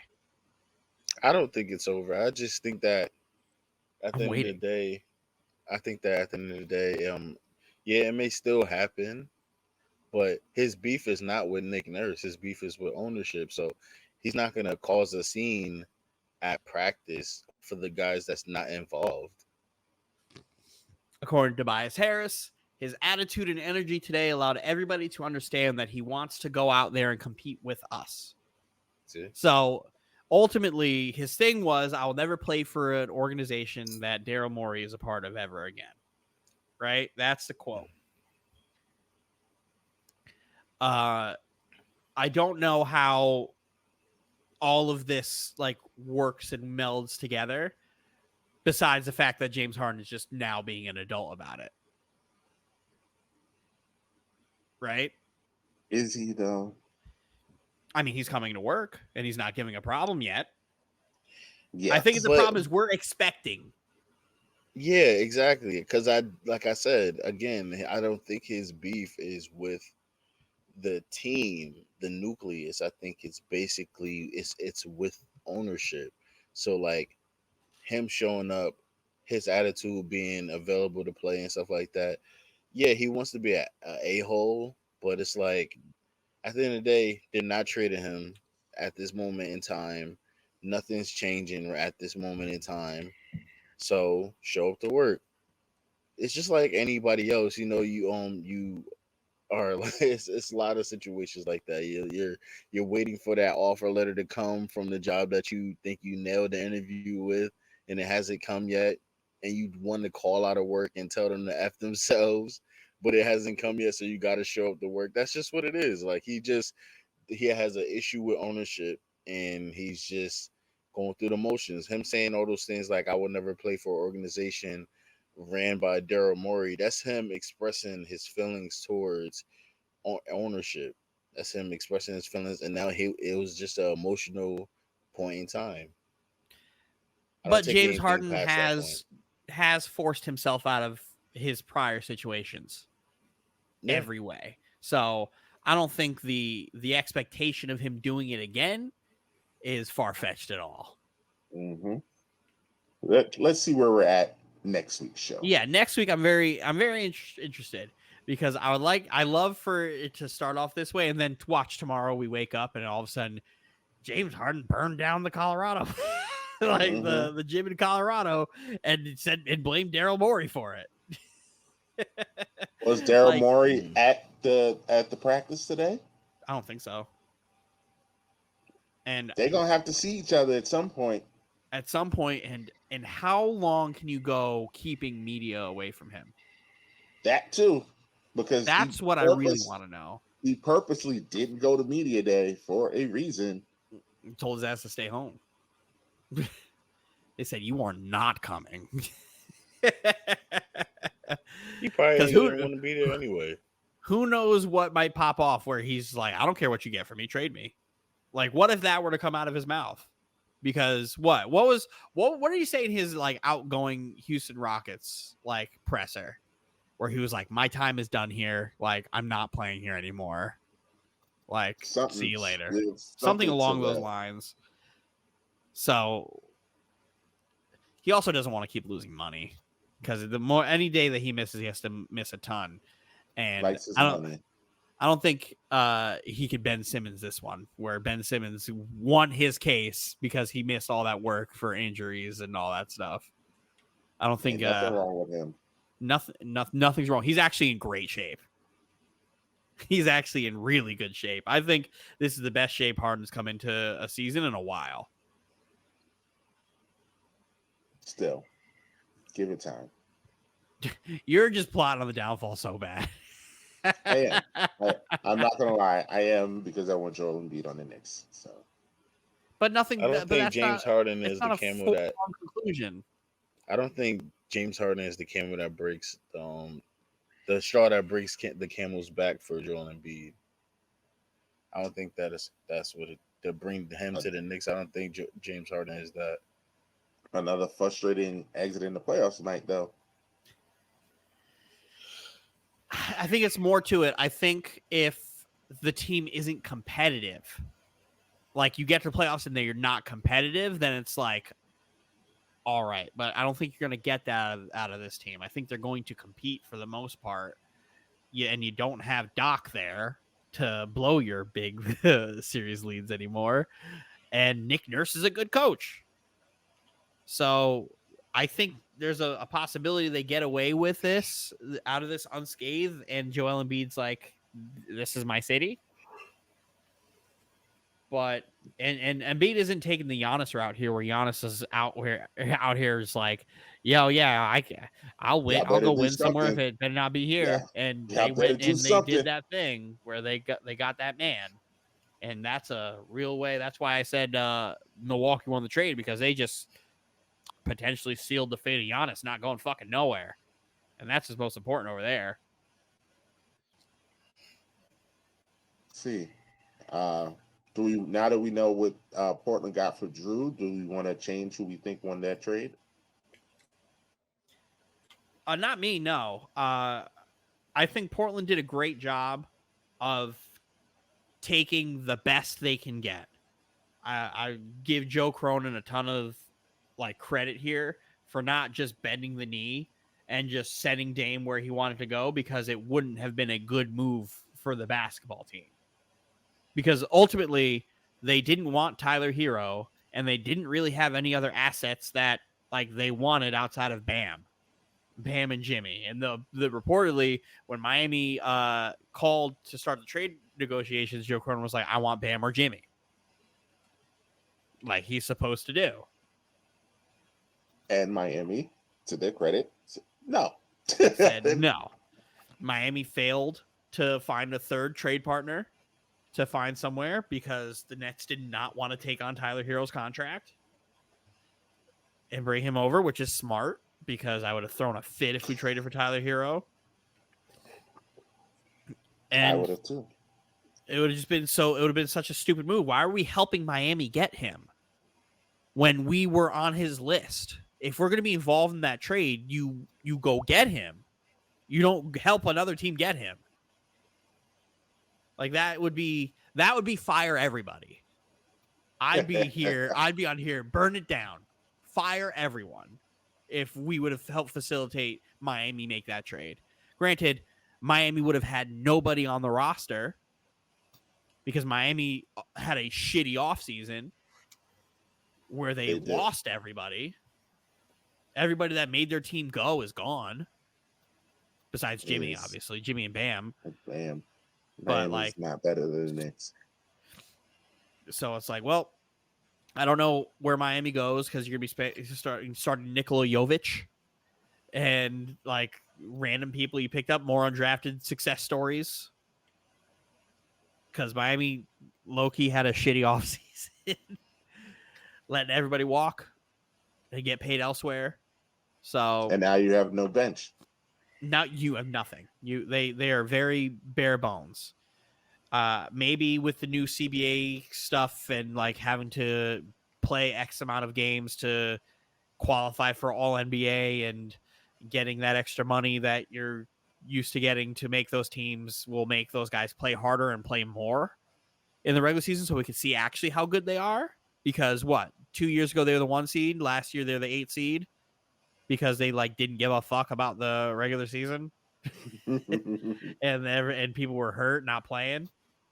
So it's like, okay, cool. Like they don't have Oladipo anymore. Oladipo didn't play basketball, but when he did, he was really good for them. He's gone. You lose Gabe Vincent. He's in LA. You lose Max Strus. He's in Cleveland. Mm-hmm. Like where are your guys? They didn't want to trade Caleb Martin. Like they still have Caleb Martin. They didn't want to trade him, but you're willing to trade Tyler Hero. Which makes no sense. Well, it's the contract. The Tyler Hero contract sucks. So it's like, okay, well, we're stuck with that. Granted, Wonder Boy didn't fucking really play towards the end of the year and into the playoffs. So. But you get Duncan Robinson. So let's see how much they can rely on him because they're going to need him more. So I don't know what Miami's going to do. But Miami is the loser in the trade because they didn't get anybody. Yes. Miami. Portland did good. Portland built the best team they've built in a long time. Yes, Portland is sneaky good now. Portland is a I wouldn't say Portland is. I think Portland is just as good as they were last year. Like they have a shot if the team works well and Billups is as good of a coach as people think to like maybe be in a play-in spot. Yeah, which if they didn't tell Dame to sit last year, they would have been in. Yeah, that story's wild. So I think they're exactly as good as they were. It's just without the big superstar, you get a group of guys who could play. And I'm interested to see the dynamic. Why is Drew's wife on our screen, Dylan?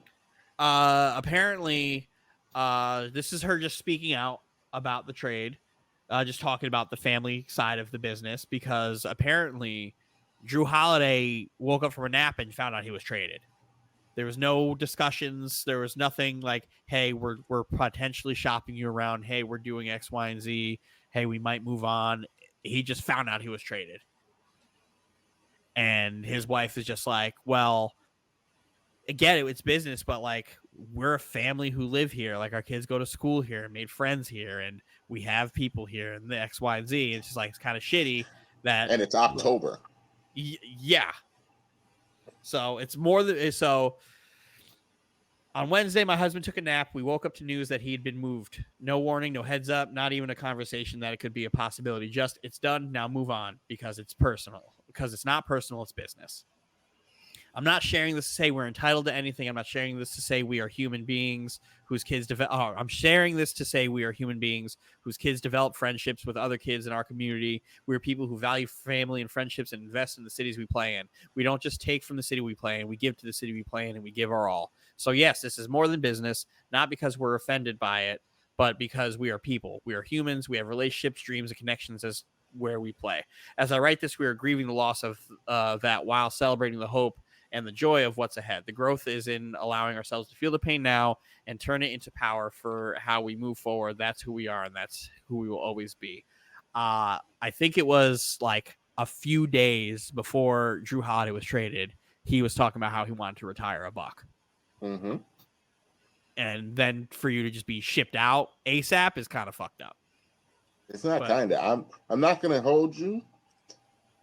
I love Dame. And I like Giannis. I know you hate Giannis, but I like Giannis.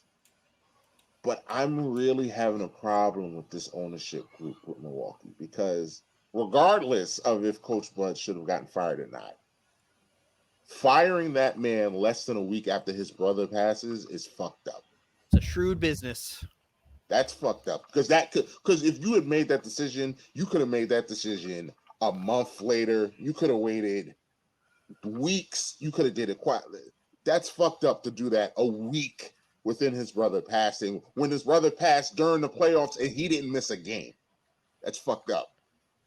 So now to find out that y'all didn't even let Drew give him a heads up, like, hey, this is in advanced stages, because they didn't just call and be like, hey, do you want Drew? Sure, we'll take Drew. Okay, deal's done. Like, they had almost 2 weeks to figure this out because they found out 10 days before he was traded that he was like, hey, Milwaukee and Brooklyn, we're calling you guys. Hey, we're letting you know Dame is okay with coming here. So if you guys want to make an offer, go ahead and make an offer. Call Joe. Like, they could have, you knew what was up. She said, a heads up. Like, just a hey. Just prepare. Just, you might want to start looking at schools or, hey, apartments. Hey, like, so now this is strike two for this ownership group. I don't want to make them the bad guys, but I don't like the way they move. I don't like the way that they move. And I want Dame to get a ring, but I don't like the way that this ownership is moving. So that's just my take on it. I don't like the way that they're moving right now.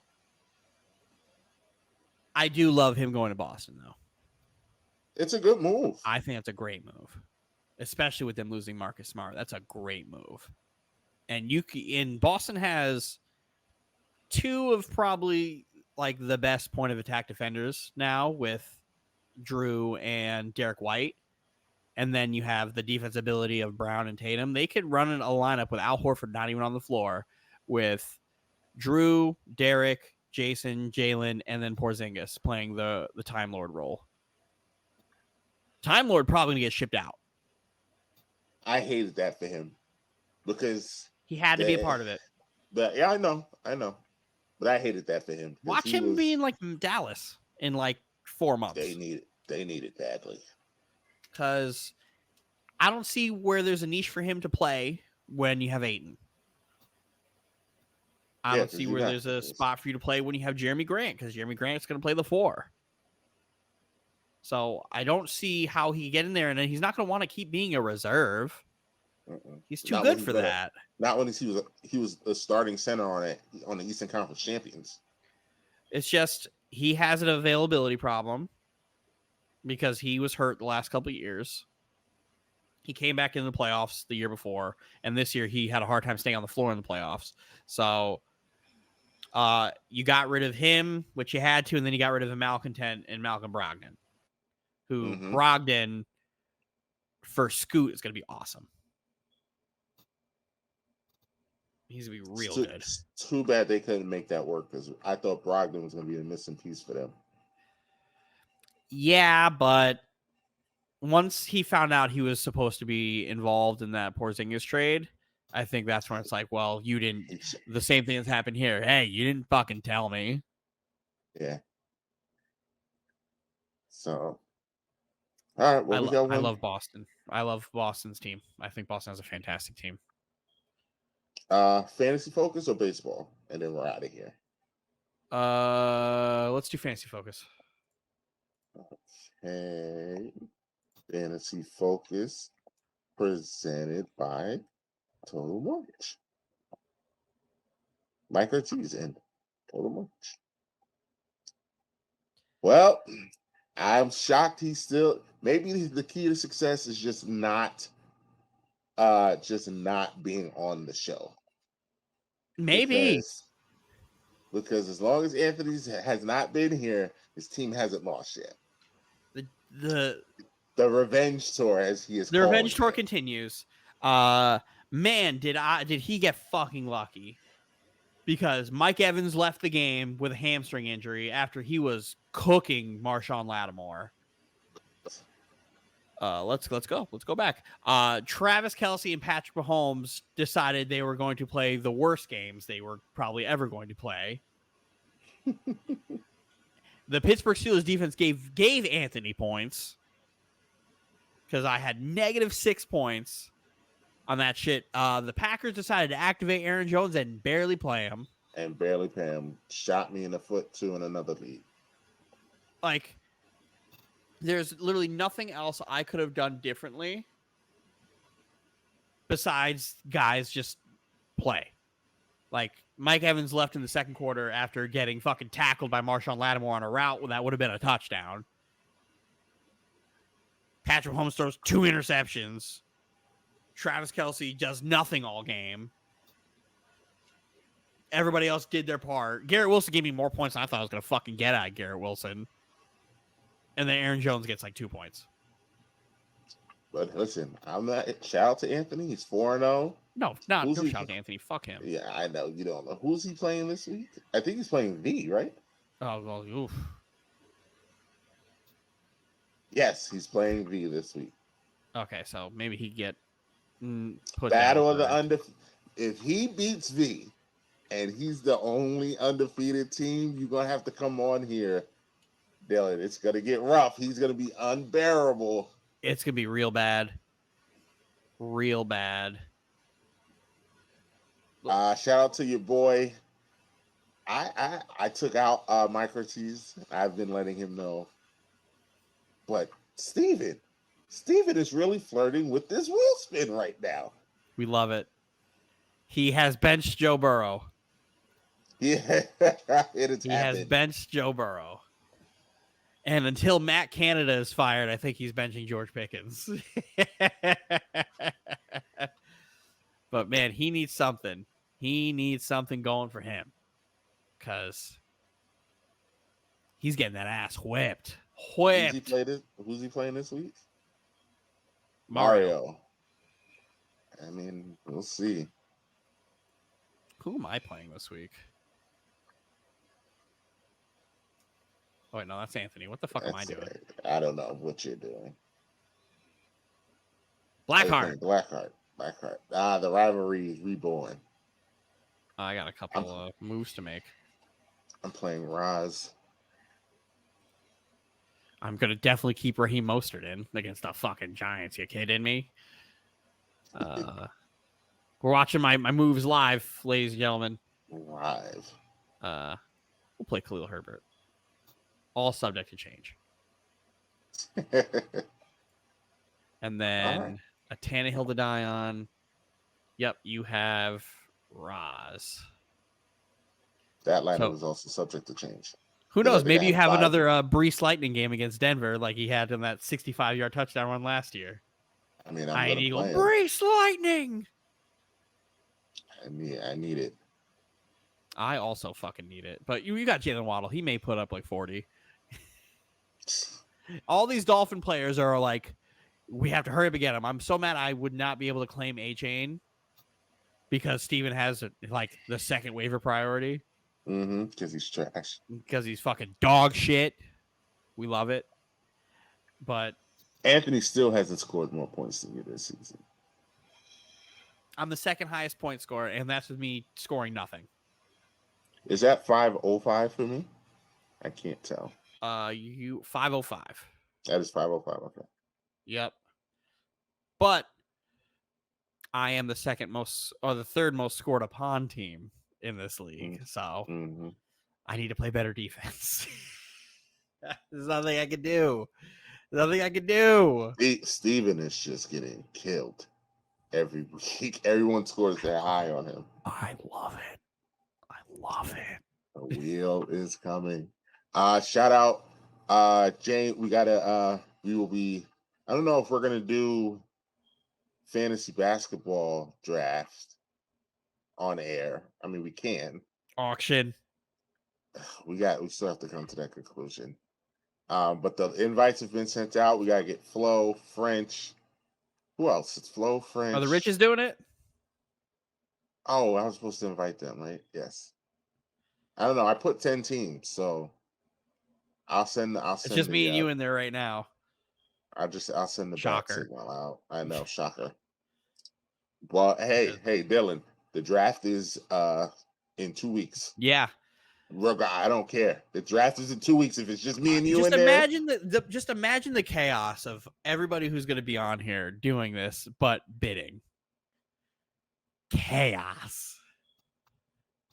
That's all you want. It's chaos. I need it. It's what gets me up in the morning. Chaos. All right, we got one more thing to talk about. We gotta make some picks.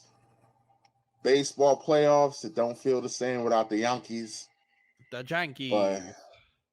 But there's still some good baseball going on. I watched the Rays get packed up. It was great. That's Mike Ortiz's Tampa Bay Rays too, by the way. Packed up. The only thing that'll make this better is if the Rangers won, the Twins won, the Phillies won, and the Diamondbacks won. As you can see, no Reds made it, and Dylan was right because the Marlins made it. So, and Mike was right because he said the Diamondbacks would make it. There you go. Look at that. We're right. We deserve more credit. No, we tried. Nobody likes to give us credit for these things. Because we don't know how we act. How to act. Right. The only thing that'll make this even better is if the Rangers were to pack up the Orioles and the whole AFC or the AL East gets packed the fuck up. Best division in baseball, packed up. Fortunately, I don't see the Twins beating the Astros. I don't either. But I'm gonna tell you, I'm gonna be rooting for Minnesota because I hate the Astros with everything in my body. I hate that. I hate Carlos Correa. But he's the lesser of two evils right now. Is he? Yes, I hate the You Astros. can still root against him. It's like me on Monday night with the Seahawks. I will be rooting for the Twins. Waited until Jamal Adams wasn't playing. Now at least start rooting for the Seahawks. I'll be rooting for the Twins, and then in the ALCS, I will be rooting for whoever isn't the Twins. My favorite part about this is the Rangers are advancing here, and Aroldis Chapman pitched one inning. And what happened in that inning? He got a strikeout, and then they took him out. Yeah, 1-2-3 inning. 1-2-3 inning. Yeah, and then he didn't need to pitch again. Still trying to figure out. But if this Rangers team meets the Astros, we all know what's going to happen. We all know what's going to happen. I don't want the Astros to win. God, do you really think this could be a different outcome? Because if there's any team that knows how to hit that motherfucker, it's them. And you know it. We'll see. And I don't have a problem with the Orioles winning. I don't hate them like Roz does. Yeah, Roz hates them. But Roz hates them because they were the worst. I wonder how Roz hates them now. Yeah, because it doesn't matter now. He's marked them. So now I will troll him forever with the Orioles. You got to beat the Orioles, even though they're the number one team in the fucking like baseball. Like fuck it. In the American League, they're the 1 seed. But, yeah, fuck, can't lose to them. But I don't care. Rangers can win. I don't care. I'm going to pick the Orioles actually to win. I'm also going to pick the Orioles to win. And I'm going to, strictly because I fucking hate them, I'm going to pick the Twins. I'm picking the Astros. Gonna pick the Twins because I'm not gonna keep doing this hate thing and get it in the way of my actual brain. And then I'm being right. I like being right more. Dodgers are gonna beat the Diamondbacks. I would love for the Dodgers to make it to the World Series. Dodgers are gonna beat the Diamondbacks. Partly because I'm a massive Mookie Betts fan. I'm a Mookie Betts fan despite Red Sox, so yes. I could not like him until he left. But now that he's gone and I get to see his podcast and listen to him tell stories about gambling on a $300,000 table and he puts up $100 after signing a massive arbitration contract is one of my favorite stories of all time. So, Phillies Braves is going to be awesome. Pick it. If the Phillies play how they played like this series and like this whole year, I think the Phillies can do it again. I think they could do it again. But are you going to pick them to do it? Yes. Yes. In my Mike Tyson impersonation, yes. I am going chalk. Yeah. The Braves are just. I'm going chalk in the AL. I'm going Phillies, Dodgers in the NL. I have the Dodgers and the Orioles in the World Series, and nobody's gonna watch. I have the Braves. I have the Braves and the Orioles in the World Series, and no one's gonna watch. Yeah, there's no way anybody watches unless if Philly makes it. If the Phillies make it, I think people are gonna watch. If it's Phillies Astros again, people will watch. If it's Phillies Astros, that will get viewers. If it's Dodgers Astros, I think that'll get viewers too. Dodgers Astros will also get viewers. Texas. Nobody's watching. That's Dallas's fan base. So Dallas. But they don't give a fuck about baseball. They do when the Rangers do this every 10 years or so. If you imagine get Dallas, LA, maybe. Imagine a world where the Rangers make the World Series or win the World Series and Jacob deGrom gets a World Series ring for pitching like 3 games. What a life. You know what MLB is absolutely... And Max Scherzer gets a ring. You know what MLB is scared to death of? Twins Diamondbacks. Worst that would be series. The worst. Worst You'll have series. Negative viewership. Worst. You think Taylor Swift will get Taylor Swift to come to the games? They better get somebody. Twins Diamondbacks is putrid. And the funny thing is that would be good baseball. But it would be great baseball. Putrid viewership. I would like to point this out since I mentioned Taylor Swift, how Anthony ducked my bet about Sunday Night Football ratings tanking this week because the Chiefs aren't playing. And he ran from the smoke. You both are right, though. Like, the viewership was going to go, like, she did cause a spike, but inevitably it's going to go down. Like, it's just not going to stay that It's not sustainable. And he kept trying to say my argument was something different. I was like, my argument was always Sunday Night Football's ratings were lower than the Chiefs and Bears game, which they were by 4 million. So 4 million less Swifties were watching that football game than the week before. And that Chiefs-Bears game was the only game. There was nothing else on. There was nothing else to watch. And it caught everybody by surprise. So everybody was, all it was scoring. And those are two big fan bases. Like, if you were, well, the Jets and the Chiefs are also two big fan bases. The Jets already broke records this year, but Jets are trash. Well, the Bears are trash too. Do not say the Jets are trash.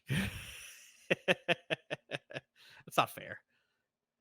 It's accurate. That's what it is. It's not. But the Jets have a rabid fan base that watch no matter what. We see it weekly with the Rookie of the Week belts.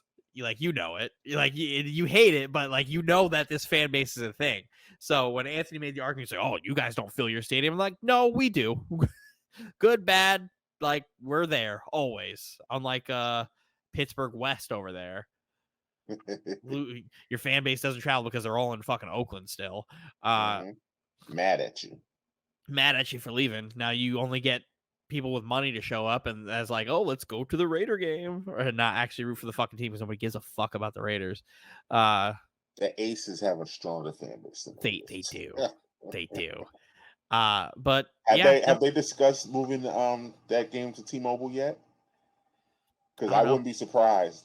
I would be, especially if it goes 5. I wouldn't be surprised if Game 5 is at T-Mobile Arena. I wouldn't be surprised. Who knows, man? Roz is gonna find out. I can't. I want Roz to watch every game. What? Never mind. No, never mind. Because the first game on Sunday. Sunday at 3. He's not watching. He's not going to watch a single one of these games. He's already made up his mind that WNBA sucks. Yeah, there's no changing his mind. It is what it is. But he's wrong. He is wrong. Most of the WNBA sucks. So I have Braves, Orioles, and you have who? Dodgers, Orioles. So we both have the Orioles. All right. Well, I mean, I have this. Oh, yeah. We have one more story. Yes. I have this because I want to talk about because it's interesting. Because I'm of the belief that Kaepernick doesn't want to play football, and I think he's more interested in being a martyr than anything. But he should take them up on this offer to get a job in the NFL. If he goes in there and he just looks like the Kaepernick that we know of, he's going to dog walk everybody. Because everybody in these leagues are not NFL ready. Like there's a very small group of these guys who make a roster every year. So like I think it's like a 10%, like less than 10% actually like get to training camp, and then like even lower make a roster. So if he wanted to prove that he can still do the damn thing and play quarterback, give Dwayne a call. Play some XFL football, and then show out, do your shit, prove that you're still about it, and then go get a fucking training camp deal next year. It's just the whole wanting to skip the line thing because you're Colin Kaepernick and then that you were blackballed. Teams aren't going to fucking care. Yeah, they don't. Because it's not about the knees and everything anymore. It's about the, hey, you haven't played. And obviously there's still stuff to it because, you sued the NFL and you're still like the collusion there. There's still a lot. There's still a lot, but if you can show that you're willing to do the stuff to still play in the NFL. I thought the practice squad thing, though, was showing that, though. I don't. Because there really is no harm in letting him run a practice team squad. Like, there's none. Well, no, it would be the distraction of you sign. What distraction? It's the media distraction. He's on the practice squad. He's on the practice squad, but you don't think the second he signs to a practice squad, the head coaches and the organization are just going to get credit, like questions about when he's going to be available and all that stuff? Deal with it. Like, I don't think anybody wants to deal with it. I don't think anybody wants to. It's not that deep. Like, I just don't think anybody wants to deal with it. It's not like he beat a girl. Especially if it was the Jets. The Jets one, you can't. If you're the Jets, you can't do it. Because you already have, like, the fan base when Zach is bad trying to bench him for anybody. The second you bring Colin Kaepernick into that building. Quarterback that's been to the Super Bowl that might be better than Zach Wilson. A quarterback who hasn't played in 7 years. That still might be better than Zach Wilson. We're watching Deshaun Watson struggle being back for like a year. There's no harm to there it. There is harm because then you like every question that Zach is gonna get, like, how do you feel about Colin Kaepernick being here? What do you think about him taking your job? Blah blah blah blah blah blah blah. It's just shit you don't want to deal with. And I'm only saying that from the NFL perspective. I don't care about the other shit. I was there with Cap when he was kneeling. Like, leave Cap alone. Like, let him do his shit. It's the fucking national anthem. Like, shut up. But we don't even want to get into that. No, because that's just stupid. That everybody's stupid. Double standard hypocrisy with that. Exactly. So it's like I was there. It's like, cool. If this was when he first left the Niners, I was pounding the table for him. I was finding every Photoshop of Colin Kaepernick in green with Jet stuff all over. I was like, bring him now. Sign him now. He said no. And everyone was like, no. Which also Woody's true colors, because I don't know how you. I know that's your owner and you love to. Is it Woody's colors or is it everybody's colors? But I'm saying, but Woody rocking this chain. Well, Woody wasn't there at that. But I'm saying Woody rocking this chain, just I don't like it. Woody did it because of Sauce. That chain is, yeah. He was all in on this team. He was all in. I got to show you how cool I can be cool too. That's exactly what that was, though. Get out of my face. But the problem is, I don't have any problem with that. Like, I think that's cool because you're all in, you're invested, you're trying to relate to the guys that are on your team. He thinks putting on a big chain is how he relates to his black players. That's what he thinks will relate to them. Putting on a big chain and wearing a do-rag. I think you're looking... When did he wear the do-rag? I'm throwing it out there. I was going to say, you're making shit up now. But I think it's funny that he went and he goes, oh, you have your big Sauce chain? I got my big Woody chain. Like, that's fun. It's nothing more than fun. Taking pictures with Sweetie. He don't even know who she is. Do you think any owner? Do you think your owner knows who Sweetie is?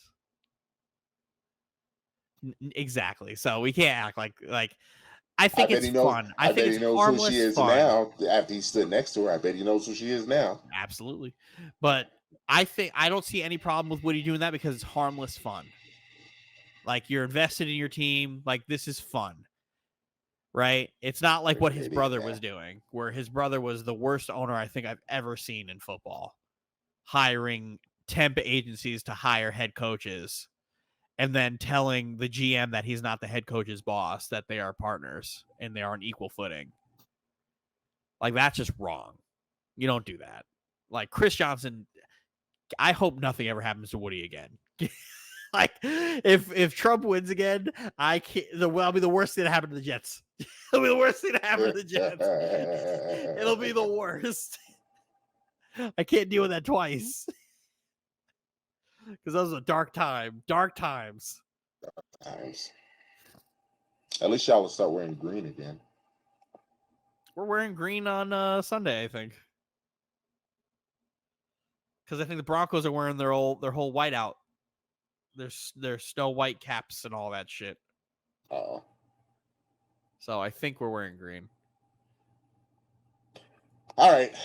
Make sure you hit that like, share, subscribe button. Hit that notification to find us anywhere that you get your podcasts. We are there. Apple Podcasts, Google Podcasts, YouTube, Spotify, Amazon Music, iHeartRadio.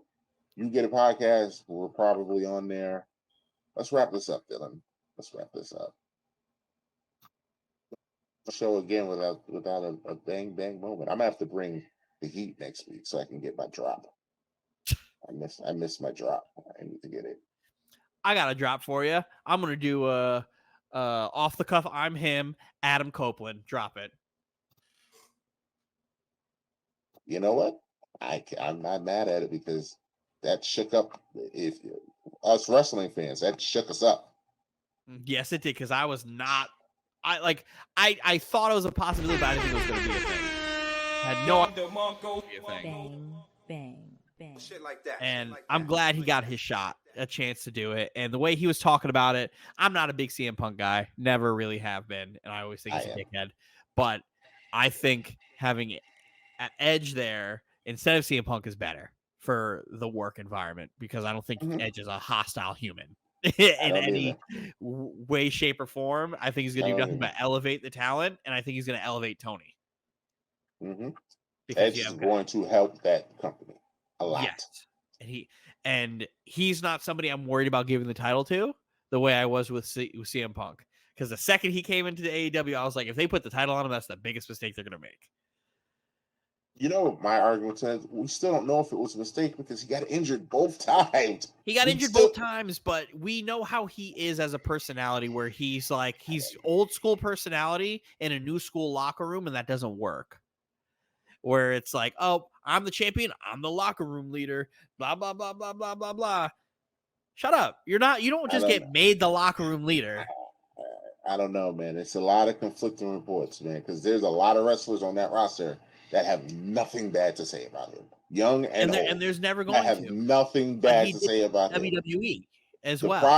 The problem is the clique. He got into it with the clique of AEW.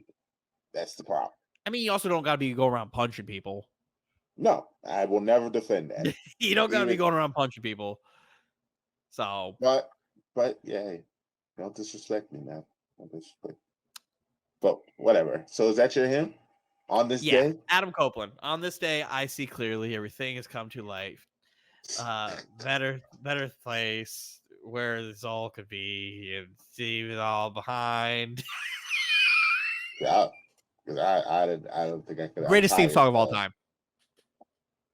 Greatest entrance theme song of all time. Have to do a podcast about that because that's debatable.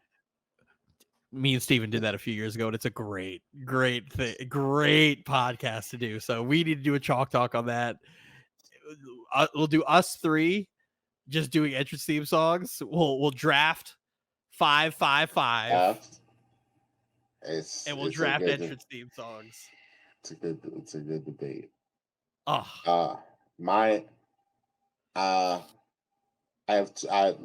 This is as long as these WNBA playoffs go, I'm gonna have an I'm him and I'm her. I'm her Stewie again. It's Stewie leading the Liberty to the WNBA finals. As I put in the chat, for the first time in 20 years, I've been waiting 20 years for this. I was pounding the table telling my girlfriend, no, I'm not one of these fair weather, women's pot. No, I've been riding with this franchise for 20 years. Back when Becky Hammond was on the team. Back when I can name them all up. Back when Vicky Johnson was on this team. You wasn't, not you, Dylan. You wasn't with me when Tina Charles was on this team. You wasn't with me when Pondexter was on this team, acting like she was Allen Iverson. You wasn't there. I was there when that was happening. When the Liberty were horrible. How do you think they got Sabrina? Because they were horrible and they had the number one pick. I was there. I've been waiting 20 years for the Liberty to be like this again. And as I told James, I'm gonna talk my shit because I've been waiting. And I've been waiting for this title since that franchise was created. So thank you, Stewie, for giving me this moment. Dylan, no, even though I was talking, Dylan will also tell you I was stressed the fuck out. Yeah. I was stressed out. And I'm going to be stressed all next week. Every game, live and die. I am not kidding you guys. I am not watching football, the late games next week. No, I'm locked in. I can't. I'll be going back and forth. That's what I did. I put Red Zone on and I was watching on my phone. I'm locked in on Sunday. I'm locked in. So you want to know what something we both can say? What? We root for the best New York basketball team. I mean, you can. I'm not gonna argue with you. We root for the best New York basketball team. I'm gonna give them all the positive affirmations they need. Because you can't deny it, Mike. They're better than the Knicks and they're better than the Nets. They are best team in New York. They're definitely the best team in Barclays. They're probably the best sport team in New York right now. Like as a whole. Right now, currently at this moment, they are the best sports team in New York. Period. Best team in New York. And we root for them. Look at us. Look at us. Look at us. I will tell you this: it pains me to see. It's hilarious to see Tampa Bay and Toronto get packed up. I feel like there's just you can't. Maybe it's the Yankee in me. You can't convince me that the Yankees wouldn't have got a game. No, absolutely. The Yankees wouldn't have did better than this, and it just drives me crazy because you can't tell me the Yankees would not have beat that Texas team. I know the Yankees would have beat that Texas team. So are we doing an emergency pod when Ohtani or Juan Soto become a Yankee this offseason? If Ohtani becomes a Yankee, yeah, that is stop everything, emergency pod, guys. Grab every Yankee fan you know. We got to go on live. Soto, we can do an emergency one that night. Yes. But Ohtani, that's Instagram. Gotta live. Leave work. That's IG live. That's right. Gotta leave work. Somebody just died. Gotta go home. Got it happened. It happened. Sorry, boss. My dog just something. Bye. And then they're like, oh, hey, Dylan just went live. Oh, Tony's a Yankee. So, yes. I'm him and Derrick Henry because I have a Hulk and Dylan said my Hulk was washed up and my Hulk is not washed up. No, I didn't say your Hulk was washed up. Don't hold me accountable for the things I say. You said he looked old. He was looking old. He was. And then he looked great. And then he's not. So much so you let him throw red zone touchdowns instead of your quarterback again. Because it's a great play. He was wide open. I could have threw that pass. It's a great play. Me and Steven were texting back and forth. We were like, we both knew this play was coming. How did they not know this play was coming? Everybody knew that play was coming. Everybody knew that play was coming. I've seen that play many a time. Wide open. Same result every single time. He had the highest QBR on your team. Wide open. I mean, throw one pass. The Titans throw one pass, throw one touchdown. The Titans IG has him up there with a question mark, the next Peyton Manning. I thought it was hilarious. You can't do that when you're the Titans, though. when you put up his career passing stats, it's ridiculous. His career passing stats. He's probably got like an 80% completion percentage and like 5 touchdowns. He's got a 90% completion percentage. I think he has 7 touchdowns. His QB rating is like 108. 108, yeah.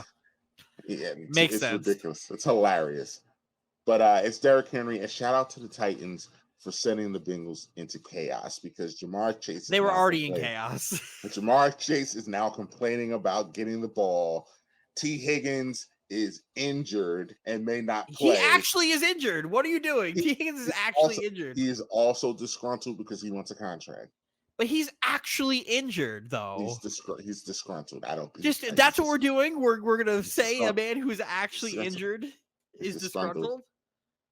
That franchise is in disarray. Joe Burrow's getting axed. Bengals fans are on my side on this. I've saw all of Bengals Twitter and all that stuff. They're like, why is he playing? Like, don't let him play. Like, Joe Burrow could usually do that thing where he moves around. He can't. He can't plant his foot to get a good throw past the line of scrimmage. He's getting killed. You're setting him up for a massive failure. Like, smack them up. The Bengals fans care more about the next 10 years than they do right now. Titans win. Tighten up. Titans win. Tighten up. Is it because of the malpractice of the Bengals in organization? Absolutely. But Titans win. Win's a win. Doesn't matter the caliber of punter or not. Oh, win's a win. Yeah, the Giants are what they are because of the quality of wins they got last year. So, all right, let's wrap it up. Follow me on all social media platforms _podcast poppy _. Yeah, thanks for all the listeners. Thanks for all the people who subscribe, all the people who are here when we go live. Appreciate you all. Sunday night recap is always a lot of fun.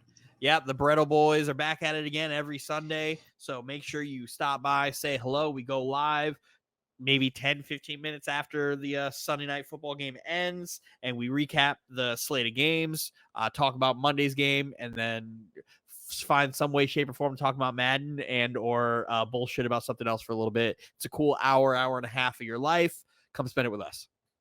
I was in there. It was in there. You were. And the McRib is back. It is? Oh, God. In November. We love the McRib. I don't. I love the McRib. McDonald's, hit me up. Well, thanks everyone for watching. Follow me on all the socials. IAM_MBJ.